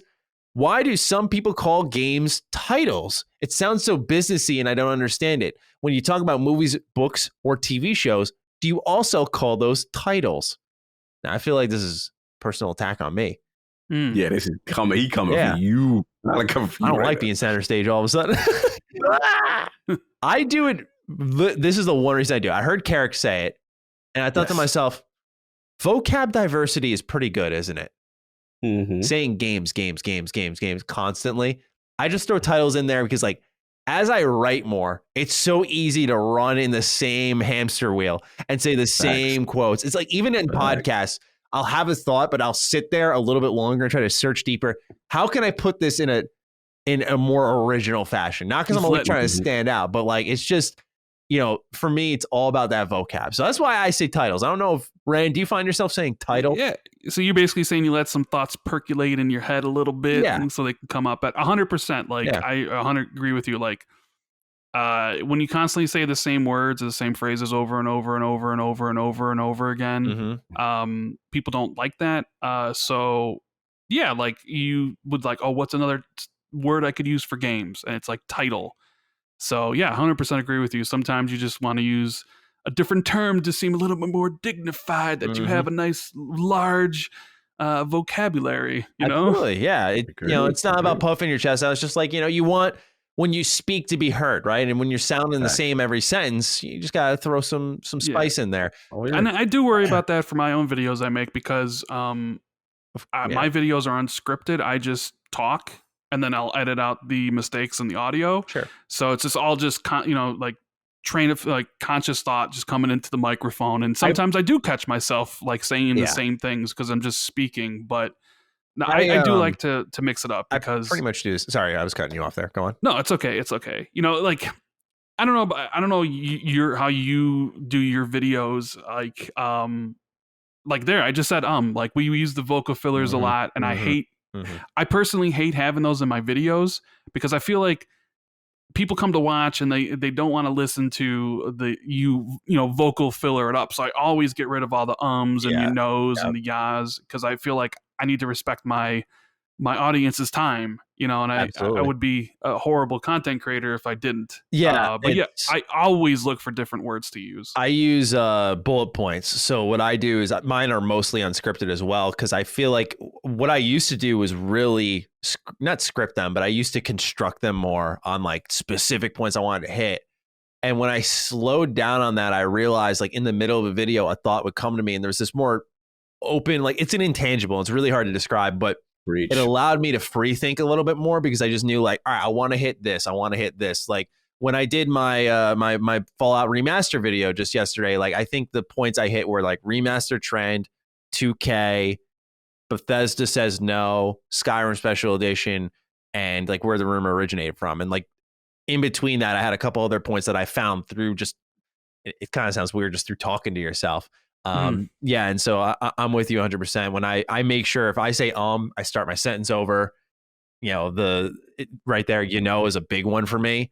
I try to be very conscious of that. But at the same time, I sometimes will leave like watching me like figure something out real quick, because like, I think one of the things that people seem to have liked about my content most, that I've at least picked up on, is the more humanizing nature. And if I wasn't on face cam, like it's different when you're talking to the mic, I feel, because then that's all they're getting. But if you see my face and you see me doing this, like I'm moving my hands, I'm looking around, I'm kind of thinking through it, there's an interaction there that I think makes it a little more acceptable with the way you speak. And I because the thing is, we already have enough like, I'm trying to put this delicately, we have enough chest puffers out there where, I like to bring my spine in a little bit. And, too many people like take gaming a little too seriously, in the sense of like over professionalizing their commentary and trying to sound like IGN or GameSpot, like these videos that these people are paid to record. It's like, just, I'm all about personality. So you guys spice it up a little bit, right? Like I drop the quote, like blow your load in my videos a lot. It's just like, that's the little Matty phrase, right? It's, but it's probably not the most professional, but it's me. So I think at the heart of all this is just making sure your content's flavorful. Cog, do you find yourself in that same path of thought? Yeah, it's a struggle, because I'm not the great video content creators that both of you are. Please. I am not. My lane's different, but I'm a very hard critic of myself. Sometimes I'll go back and I'll watch myself, and we have those idiosyncrasies. We have those things we repeat each other at the same type of saying, and I catch myself, the knows and the we do it. It happens, and I think Matty, you made a fantastic point. Like for me, what Rand, we even spoke about this one time. For me, what I feel helps is a couple of bullet points, like of things maybe you just don't want to forget, right? But when you get too much in that pocket and structure of exactly, then I feel it limits my free thought. And sometimes some of my best rants, tangents, thoughts come from that organic thing. And I think I told you this, Manny, as well. Like that's why when I love actually interviewing devs and that back and forth and that reaction and kind of reading the room, I live off that. Yeah, that's you're great at it too. That's hard to do. Like I've watched my old interviews, and I think I have work to do. Like I think my Fallout 4 panel I hosted was the best I've done, but even then I was like, there's room for improvement. You do a phenomenal job. Like you got to make sure you pat yourself on the back for that, because you welcome people in. Like as someone who's, I guess in a way, been interviewed by you when I joined your show, like you have this welcoming persona. Your cast is hilarious, but yet like they're all warming. And it just makes it easy to answer the questions and go off track, come back. Like you just have a good flow to your interviews, man. Thank you, bro. It means a lot, because like I said, at the end of the day, I had to stop trying to structure everything and control everything, right? And sometimes the best discussions are just those organic free flow, and let it take you, but then steer it back and get it back on point. It's a balance. It's a jungle. And like I said, I got tremendous respect for both you guys, because again, I look at the videos and I'm like, wow, that's a skill. That's a gift, man. I know the hours that go up. But to the question, I don't call them titles all the time, but to Matty's point, I'm king synonym. Like I like to stop using the same words to represent the same things, because you sound redundant. And then like Rand said it perfect. Then people stop taking you seriously. They kind of know what you're going to say before you say it. Yeah. You want to kind of, like you said, Rand said, spice it up a little bit. Be distinguished. And blow your load a little bit. Fire. There it is. J.A. Zoo is our next write-in. Hello, the Lords of Duke's Realm. Bit off-topic Xbox question, but I know you both enjoy Nintendo as well. I'll be curious to see what the answer for everyone here is. Matty, you mentioned last week, I believe here and on Ham, that you picked up Neo: The World Ends With You, and you were excited to play it, but I wanted to throw an objection in here and ask about the other Weeb-centric game that released that same day, the Great Ace Attorney Chronicles. Are you a fan of the series? Are you going to dive into the Switch version? Cog, curious if you're interested in the series as well. Thanks, guys. I wish you both an extremely average day. Thank you, Zoo, for that warm wish. Anyone here an Ace Attorney fan at all? Never played it. I will say this. I've never played it, but I looked at it. And I can't front, Matty. It looked kind of cool. Oh, no. It's goofy, but it looked kind of cool. Like I think what it is the whole courtroom thing, and then the objection. Look, and I'm going to stop you there. Yeah, let's go. Let's stop. We're gonna hit the brakes. We're on a highway right now, and I've just stopped in the middle of traffic. Yeah, if you play Ace Attorney before Danganronpa, I'm gonna be in search of a new co-host. Like, that's what's gonna have to happen. Like, it's just it's that serious. Yeah, it's that serious, man. Like, I like Ace Attorney, but Danganronpa is far superior. So to answer Sue's question, yes, I have played Ace Attorney. No, I'm not excited for it. You know, it's got a little charm to it, but no, man, it's just not it. It's not it. It's not Danganronpa. So tell me about this other one. Why is it so superior? I'll oblige, of course. Yes, please. So in Danganronpa, right? At first, you'll look at it and you'll look, oh, another Japanese game. You're in a high school setting. Like, oh my God, of course. Persona vibes. Yeah, right. Like, I get it. You know, I know the audience is eye rolling if they haven't played. They're like, here goes Matty. I know what you think. Hear me out. So, first one, you get into this high school. You don't know anything about the setting. You're just going to this place called Hope's Peak Academy. They're like, oh, we're raising the ultimates. So everyone's proficient at a particular talent, and they're designed to lead society, essentially. Okay. And you get in there, and when you wake up, there's only 13 of you. Like, something happens, you knock out, you wake up, there's like 13 of you, or I think it's 18, some number there. Okay. And it turns out you've all been captured. Now, the only way to get out of this school is if you kill one another. So but there's social elements in the game. So you've got this uneasy trust building as you do social elements in games with all these characters. Of course, people are going to die, and that brings you to the trials. So you got to search for evidence. You gotta find out who done it. And when you find out who did it, they die too because they have been caught. But if the person who kills them gets away with it, everyone else dies. So it's this very tense. How you spell it? Danganronpa, Danganronpa. They're actually releasing Danganronpa Decadence this holiday. I think it's only on Switch. But dude, I'm telling you right now, like, they're visual novels and they got a little bit of gameplay. Like, each entry adds a little more gameplay between 1, 2, and V3.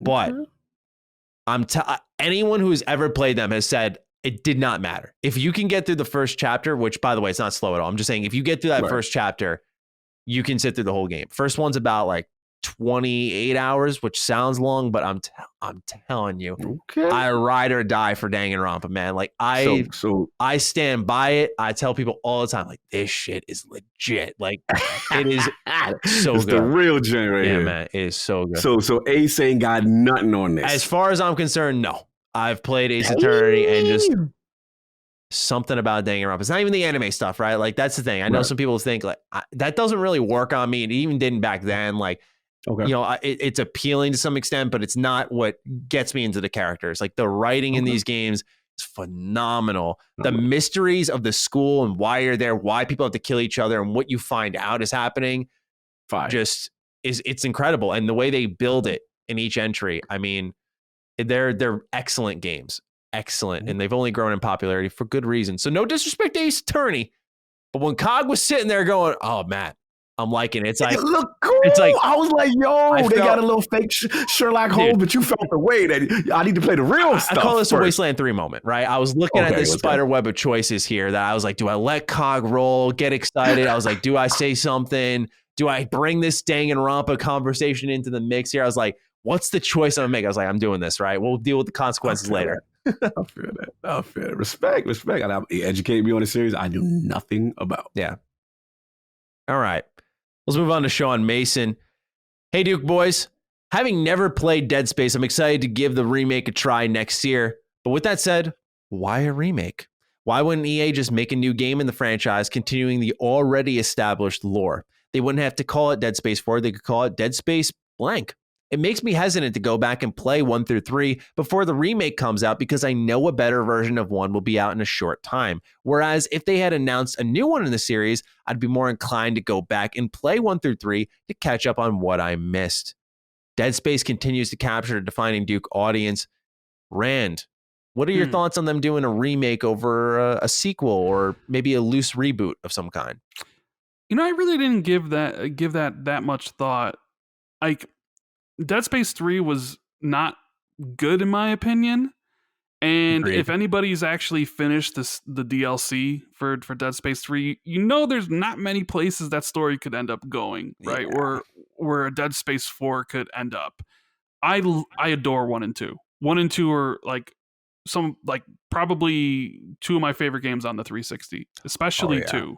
Like, I beat 2 in the hard to the core where you only got 3 saves, ended up beating the whole game or whatever, nice. right? Like, I love those games. And to me, I look at this as more as like, I think EA has plans for the franchise.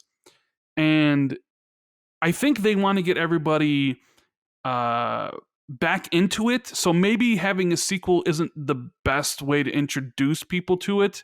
Right, it's been, I think, when did Dead Space 1 came out? 2008, 2007? Yeah, 2008. Something like that. So it's been a while. So why not remake it for current generation? Have it look spectacular. Have it play incredibly well. They're talking about using the one-shot camera that God of War did in 2018. No loading, that type of stuff. And considering how many people have asked for Dead Space to come back, the hardcore will kind of buy it and maybe get some of the less hardcore to check it out, especially if it's got good reviews. And if the sales are, as good as, say, something like Star Wars Jedi Fallen Order, not saying it needs to reach that level, then you can consider maybe doing a sequel that's not exactly like, let's remake Dead Space 2, but we can go in a different direction, completely different, right? Like, Dead Space 2 would be a completely new game, and you can continue the series from there. So I understand people wanting a Dead Space 4 to continue the franchise, but I actually think this is the right way to go about it because it was always a cult kind of hit. It wasn't a big seller. I mean, they shut down Visceral. Not only before they shut down Visceral, they put them on. They made them make a Battlefield game, Battlefield Hardline. So I feel like this is the best way to maybe reacclimate people to the universe, and if it sells well, then you can do a proper sequel. Yeah, exactly that. Cog, what are some of your thoughts on this? Yeah, pretty much agree. I mean, it's one of those things where it's like, I think the business side comes in where it's like they don't maybe necessarily want to take a big risk, but just putting out the 4 like that, get people. I kind of equate it to what's going on with Mass Effect in a sense. Like, you do your Legendary Edition, get the hype up, and then that'll build to a 4. Now you got everyone feeling good about this established thing. It was already great that you just brought up to today's standards and give the bells and whistles to. So I think it's one of those type of moves, and it is EA, so we're gonna have to milk this a little bit. We just can't give you this new sequel just like that. So but to Sean's point, I'm in his boat a little bit because, again, you guys are the Dead Space guys, right? So there is a part of me that's like, damn, I really want to play 1 and 3, but then I know, like, 1 remaster with the bells and the whistles. I just fobiated about ray tracing in Hellblade and all. So it's like, part of me is like, damn, maybe I should just wait. I'm in a tough spot, but Matty's gonna kill me if I don't play this game. Wait! You haven't played Dead Space? Oh my god, Matty, you need a new co-host. Bro. How have you not played Dead Space? Thrust to Cog's position today, man. They threatened me, bro. How about you play Fallout 4, sir? I got some problems with everyone today. On the show. It's funny because I was reading, I did a whole project on Dead Space. For those who haven't checked it out, it's called The Life, Death, and I renamed it, and Rebirth of Dead Space. Ooh, yes, fire. So please check it out if anyone has yet to, and you're cool with the series being spoiled for you. But one thing that Visceral talked about after they'd been closed down was their idea for Dead Space 4, which was in the beginning of Dead Space 3, you're sort of floating from ship to ship, and you're completing all these different missions, but you kind of got to look at what a more open-ended Dead Space could look like that fit the vibe of the series. Mind you, all action subtracted from that equation. But you got to feel for what that open Dead Space could look like. And they were saying they were going to do something like that where, it's going to ditch Isaac and Ellie, all the previous characters. And you instead were going to find yourself playing as this new protagonist, going to these different ships, scavenging for materials, almost like a survival game. They didn't talk about what the story would be behind that. To me, that seemed like a more appealing starting point. After playing Dead Space again, like if you gave that game FPS boost and a little next gen update, I think it's one of the very best of all time. I don't think this game needs a remake. The more I think about it, the more I stew on it. I just played it. I'm like, this doesn't need to be remade. Like there weren't these issues or this age I was feeling. Like I said, see, if you put FPS boost in, that's it. It's done. I don't know how necessary it was. It was so technologically ahead of its time. We talked a little bit about the one-shot camera. This game did not really break you out of your gameplay for cutscenes. It was all in game. You would have the screen pop up out of your suit, your rig, sorry, and that'd be it. Sometimes the game would pull you into cutscenes, but it would never like break into a different cinematic. Like, it was very immersive. I just playing it, I was like, yeah, sure, maybe the gunplay could feel a little better, but I was looking at it through the eyes of, this was just when Jeff Grubb had reported the remakes. And I was thinking, okay, I have a new angle I could take on this. Like, what needs to be freshened up? 2 especially doesn't, but like 1 did not, for a 2008 game, feel like it needed to. So I may be alone on that, but I've been of the mindset that people should play 1 and 2 at least, because they're already talking about big changes they're going to be making to this, right? And liberties they're going to be taking. Probably one of them is going to be voicing the protagonist. And look, no disrespect, but EA Motive's working on this, and they've done Battlefront 2's story, which was not good, and they did Squadron story, which was the same as Battlefront 2's story. So they didn't show me they were inventive either. And I can't help but look at that and think to myself, why would I have courage with your writing in Dead Space, which is a really well-written series up until 3. I look at it more and more and say, like, please play the originals. Just at least play 2, up until 2. Sorry, 3 you can skip on. Some people think it's got charm. I don't agree. I'm glad Rand's sharing the same boat with me on that one. But yeah, I don't mean to ramble too long on this. Just no, you're good. You're good. So last point, because I love you and your passionate bag here. My question is, even with them, with Motive consulting Visceral as they claim, look at the eye roll. Doesn't even exist. I didn't even know I did an eye roll. It must have happened. The eye roll. Okay, so that does not ease your concerns with EA Motive right now. No. No. Shout out to EA Motive. Y'all want to come on the show? Cog like you. Yeah, I was going to say, I'll make sure I take a vacation. I'm joking. I wonder how much they're going to change the lore. Yeah. Of Dead Space. Yeah. Yeah, because you know what? It's on Game Pass Ultimate. It's free $99. Mm-hmm. Oh, yeah. I believe it even got the 4K upscaled stuff. We got 60. No, it's not 60 though. That's unfortunate. That's why I said if they did FPS boost, I thought that's what they were gonna do. Announce the remake, say, hey, we updated the old ones. But Matty, when they talk about FPS boost, they mention how they got to get the publisher's permission. EA is selling a Dead Space remake at 60 frames more than likely. Yeah. No, you're right. 100% right. Yep. Absolutely coming. So it's probably not. If you can swallow that 30 FPS and call it a day, like Cog did for his ray traced Hellblade. Right. All right, he got me there. He shot it. I see what you did, Matty. I see what you did. I redirection off the wall. I see that. If you can accept that, then you'll be good, right? And so, I'm gonna play with an open mind. I don't think they're going to, by the way, I should make this one part clear. I don't think they're going to ruin it. I don't think they're going to destroy it. I just don't know if it had so many drastic issues and changes that need to be made to justify a remake. I think a remaster would have gone along swimmingly. I mean, I'm all for having Isaac be voiced in Dead Space. Yeah, like remake. That, right? I am not a fan of silent protagonists. And it didn't really make any sense that he was silent in the original, because crazy stuff's going on in that game. You know what I mean? But what if the voice, like Matty said, what if the voice is corny? What if he do some real, hey guys, you gonna like it? I imagine they're gonna get the same actor back. I hope they will, right? Yeah, but I hope so too. Gunnar Wright did an excellent job with Isaac, but comes down to that writing. It's important that they get his character right. Because I agree with Rand on the point that like Dead Space 1, dude, you're running around, you're diving between ships, you're doing these death-defying actions, all yours, like that's, and it's kind of livened part of his personality because all he did was breathe heavy because you're like, he's terrified, right?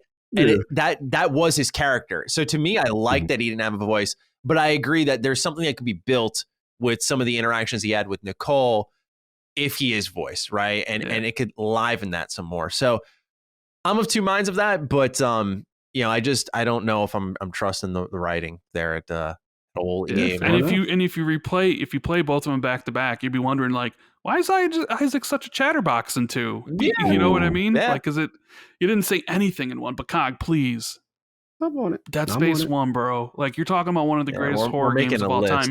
And then Dead Space 2, you're talking about one of the best fusions of action horror out there. Oh my God, that was so incredible. Probably because I haven't played it. I plan on playing it this October. I bought it, so I'm holding myself to it. I haven't played Resident Evil 4, but from what I've seen and what has been described to me, it seems like that is the closest that, and someone's gotten more. It's that fusion of like, there's action, there's horror here. Action and horror. Yeah, I think Dead Space 2 is actually legitimately a creepy ass game. Like the first 6 chapters, there's like one after another creepy thing happening where you're like, yo, this is unsettling. Like the visions. I'm just gonna say it. The babies. There's some, there's a little nursery part where you're like, God, this is horrible, and it gets wild, man. So shout out to it's on the list, baby. I got it right on my Christmas time. I'm feeling it. I'm feeling Cog's gonna sit down, have a cup of cocoa. He's gonna play a little Dead Space. No, I'm getting to it because y'all done talk this thing up so much. It's short. That's a big reason why I'm talking about 8-10 hours. Like I feel like that's not bad. That's not bad. But you're talking to a guy who hasn't even finished Mass Effect Legendary Edition yet, though. I haven't either. I gotta get him right now. Now we gotta get. Here we go. Fraud alert on Rand now. When are you going to do Yakuza Like a Dragon, sir? Here we go. When are you going to do Mr. He play all the games, but they can't figure out to play one of the best Xbox games and Japanese style JRPGs that have come over. Yeah, when are you going to get that, sir? By the way, I finished the original, sir, and I am taking my time. Congratulations on finishing Mass Effect 2. Congratulations on finishing the worst Mass Effect. Whoa! Listen, and no, trust me, you know how I feel about that one. So you know I'm Team ME2 all day. Whoa. You know what I'm saying? But yeah, it is what it is. Now this is what me and Rand do. You get used to the smoke. Of course, my word. So much happened there. All right, let's get into our last question. John Martin's our last write-in. Hey, Dukesters, love the show. I just got back into gaming after Christmas following a very long break of 10 plus years. Now, after 8 months of re-immersing myself into the gaming world, I found that I'm overwhelmed by the amount of games at my fingertips, especially with Game Pass. My question to you is, do I keep torturing myself trying to play catch-up with all the awesome games I missed out on, or do I cut my losses and enjoy the latest and greatest? Keep doing what you guys do, John. Now, I put this intentionally after Dead Space, right? Because we talked about Dead Space, the original and stuff. This is where I think John should cut his losses and say, just play the remake, right? You don't got to put yourself through that, right? Ease your stress. But where do you guys lie beyond that? Like, what should he play catch up? Should he enjoy what he enjoys? Or should he go like, all right, I want to be with the industry here. Like, what are the day and date games I can get in on? Yeah. I mean, Rand could speak on it being that he missed Fallout 4 and he made tough decisions. He could speak on this. He almost sounds like me to a certain degree, where it's like, hey, I play these games and then I skip them. Should I go back and delve into my backlog? I guess whatever. I mean, this is going to sound like a generic answer, but whatever suits you the most, like whatever you want to play, whatever floats your boat and whatever gets you excited, whether it's something brand new coming out soon or a game that, has your attention that you passed up on. Like, I don't think you should feel like you need to go back and compelled, you know what I mean? No, really interesting. I mean, the way he describes it, like the choice he describes. Whatever. I'm never coming on ILP ever again. God. This is the last person on Duke and ILP. Let me just joke. You the homie. Come on. You know how we play with each other. No, but at the end of the day, I think you're right. It comes down to this is how I internalize it. I feel like as a gamer, I get into these pockets. And sometimes you just got to go with what you want to play at that moment. If you got the fever to catch up on a specific genre or type of game, go for it. Like, that's how I am. I'm very instinctual. Like right now, I might be in my, turn-based bag, or this one, I'm in this fighting game bag. Like whatever bag, just go for it, because, don't feel pressured by your friends who try to, who strong arm you into things because they want you to do it. Do what you want to play first, and then get it done. Listen, it's so many games, y'all. Yeah. It's so many games, bro. It's like, and now I'm hearing, Rand's got me super pumped for Hades. And sometimes you got to make business decisions, right? It's like, damn, Hades is coming. Damn, I still got this on my backlog, got that on my backlog. So do I treat it like a homework assignment and not play Hades because I have to play blah, blah, blah, blah? You see what I'm saying? Don't fall into the pressures. Play what you want to play and what speaks to you at the moment, and you'll have the most enjoyment as a gamer. That's how I think. I put it this way, right? Like, we do this for a living, or at least it's a major hobby, and we still play catch up. You will never be caught up because there's so much great stuff in this industry. There's so much interesting stuff. You just got to pick and choose to some extent. Now, you can decide how quickly you want to move on, like how much side content do you want to dive in. If you play an RPG, how many times do you want to replay it? If it's a quick shooter campaign, do you want to go through it a second time on a harder difficulty? Those are the decisions you make that get you more game time elsewhere. True. I think beyond that, though, don't play catch up. Just like, what speaks to you where, like Cog, like Rand was saying, what do you see that excites you? But you just feel like, I could see myself putting the hours in that, right? Like that good feeling you get, right? Because then when you sit down with it, like I've been experiencing this, talking about it a couple times this episode, Neo The World Ends With You. I waited on it a little bit because I picked it up at launch. I wanted to support the game series because it's super niche, right? But I've been playing it. I'm about 15 hours in, and I'm like, every time I play, I'm having a blast. I'm like, I'm so happy with this game right now. And that's like the best feelings, because I looked at it, as a fan of the original, and went like, all right, this is different. I'm not super confident with it. Square isn't really marketing it, but you know what? This looks like it should be a good time. And you go into it, and then when you get that fulfillment, you're like, this is fun. And it's way more fun than I thought. And the systems in the game are fantastic. The story I'm intrigued by, it's clicking on all cylinders. There's no better feeling than that. So get into a game that really provides what you think will give you that feeling, whatever genre it may be, But the backlog game, make a list at minimum, right? Like, these are the backlog games I want to chip away at. And remember, there's not really a major time limit where, like, pick some new releases, pick some backlog games, and then in between, like I call them in-betweener games, right? When you're moving from one release to the other, that's your time to strike the backlog. You got to be opportunistic with it. Then you can whittle it down. But look, man, it is like a hydra, right? The second you take its head off, another one will grow to replace it. And I'm telling you, dude, like I've been getting into retro game collecting, and there's so many games from a decade ago that I look at that are in favorite series of mine, like Mega Man, that I look at and go, I didn't know what this was. Like the Zero series, I never played until last year. I was like, yo, this series is good. It's really good. Missed out on it though, man. Like the Star Force series, another part of the Mega Man series that's underrated. I remember hearing about it, but I was a Battle Network kid. Didn't know this was like pretty much a spiritual successor to it. It's very easy to just miss out on even stuff you really like. So pick and choose. Be selectful. Yeah. Last point I'll say, which is helpful to me, especially in the Xbox ecosystem, is pins. And what I'll do is you press that Xbox Guide button, and then I'll be like, okay, boom, and I actually have it in sequential order. Okay, this first row got to get done. You know what I'm saying? Or whatever. Like that helps me too, because you'll forget. And the pin system, I love it, man. It's really customizable. And you can even, right, Rand, you can even put it on your home screen as well, and customize the actual dash to how you want it. So for me, that has been helpful for stuff that falls through the crack, or stuff that I'm like, I got to get that done because I'm halfway there. And I create groups, lists, and things of that nature. Right. Yeah. So hopefully you take this advice. We hope you enjoy whatever you're playing. And that will be our final question of Defining Duke, episode 32, our longest episode yet, by the way. Hell yeah. Actually, is it? I don't know if COG, when it was me, you, and Carrick, was that one a little bit longer? How long was it? Yeah, I think that was a 3.5. That was long, because that was like E3 one. Yeah, but this is up there. This is like, this might be our second longest. I think ours was a 3.5 for now that I think about it. But Rand, thank you for lending us so much of your time. Not only your time, but a lot of it. We really appreciate it, man. No, I mean, thanks for having me on. This was awesome. You guys are both amazing. Cog, I love you, brother. You're love you, awesome. You and Matty, it was finally great to get to talk to you for an extended period of time. I'm sorry about the Fallout thing. I apologize. No hard feelings. But we'll see. Maybe we'll get to 4. It seems like I'm gonna have plenty of time to play 4 because 5 ain't coming out for another 20 years. It seems like. Yeah, right. So I know you're not hopping into 76. So if you hop into 4, right? That's true. Yeah, so I'll play it at some point. Yeah, but thank you guys so much for having me on. It was a lot of fun. Of course, man. You're always welcome back. Yeah, we're happy to have you here, and we're looking forward to getting together at some point in the future. Of course, this once again will not be the last time we collaborate. Defining Duke and Xbox 2. Yeah, man. You name the date, we'll be there. Let's do it, bro.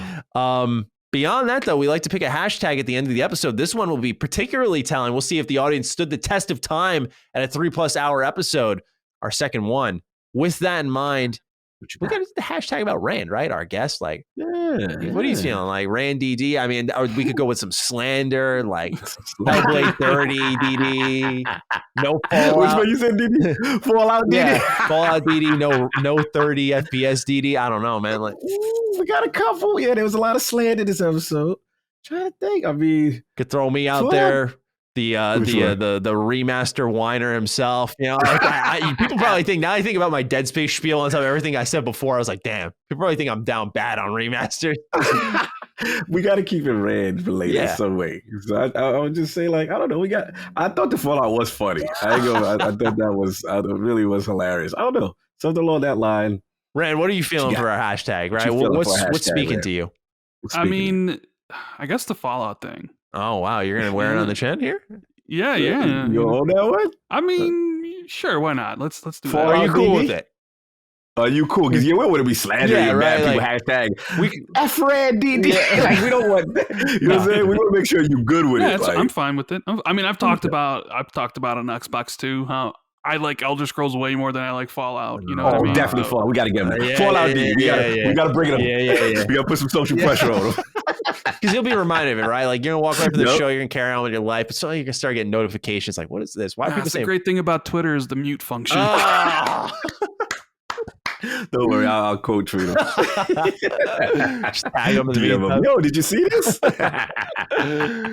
Well, Rand, thank you again. Thank you to our audience. For those of you who listened this deep into the show, we hope you found this to be a most enjoyable episode. Of course, when we lead into the next week or so, we're going to have some very interesting content to dive into. So keep a sharp eye out, and we'll talk then with episode 33 of Defining Duke. Till then, peace out and have a mediocre week. Defining Duke, an Xbox podcast, is a product and trademark of Last Stand Media and Collins Last Stand LLC, and is recorded from the United States of America. The show is conceived by Matthew Mr. Matty Plays Schroeder and me, Colin Moriarty, and is written and produced by Matthew Schroeder. Matty's co-host is Barry Lord Cognito Eversley. Defining Duke's executive producer is Dustin Furman, and the show is edited by associate producer Ben Smith. All of Last Stand's theme music is by Ramon Narvaez. As you know, all of Last Stand Media's shows, including Defining Duke, are fan-funded on Patreon at patreon.com/laststandmedia. The following names are at the producer support level on Patreon, and we're thankful for your kindness and generosity.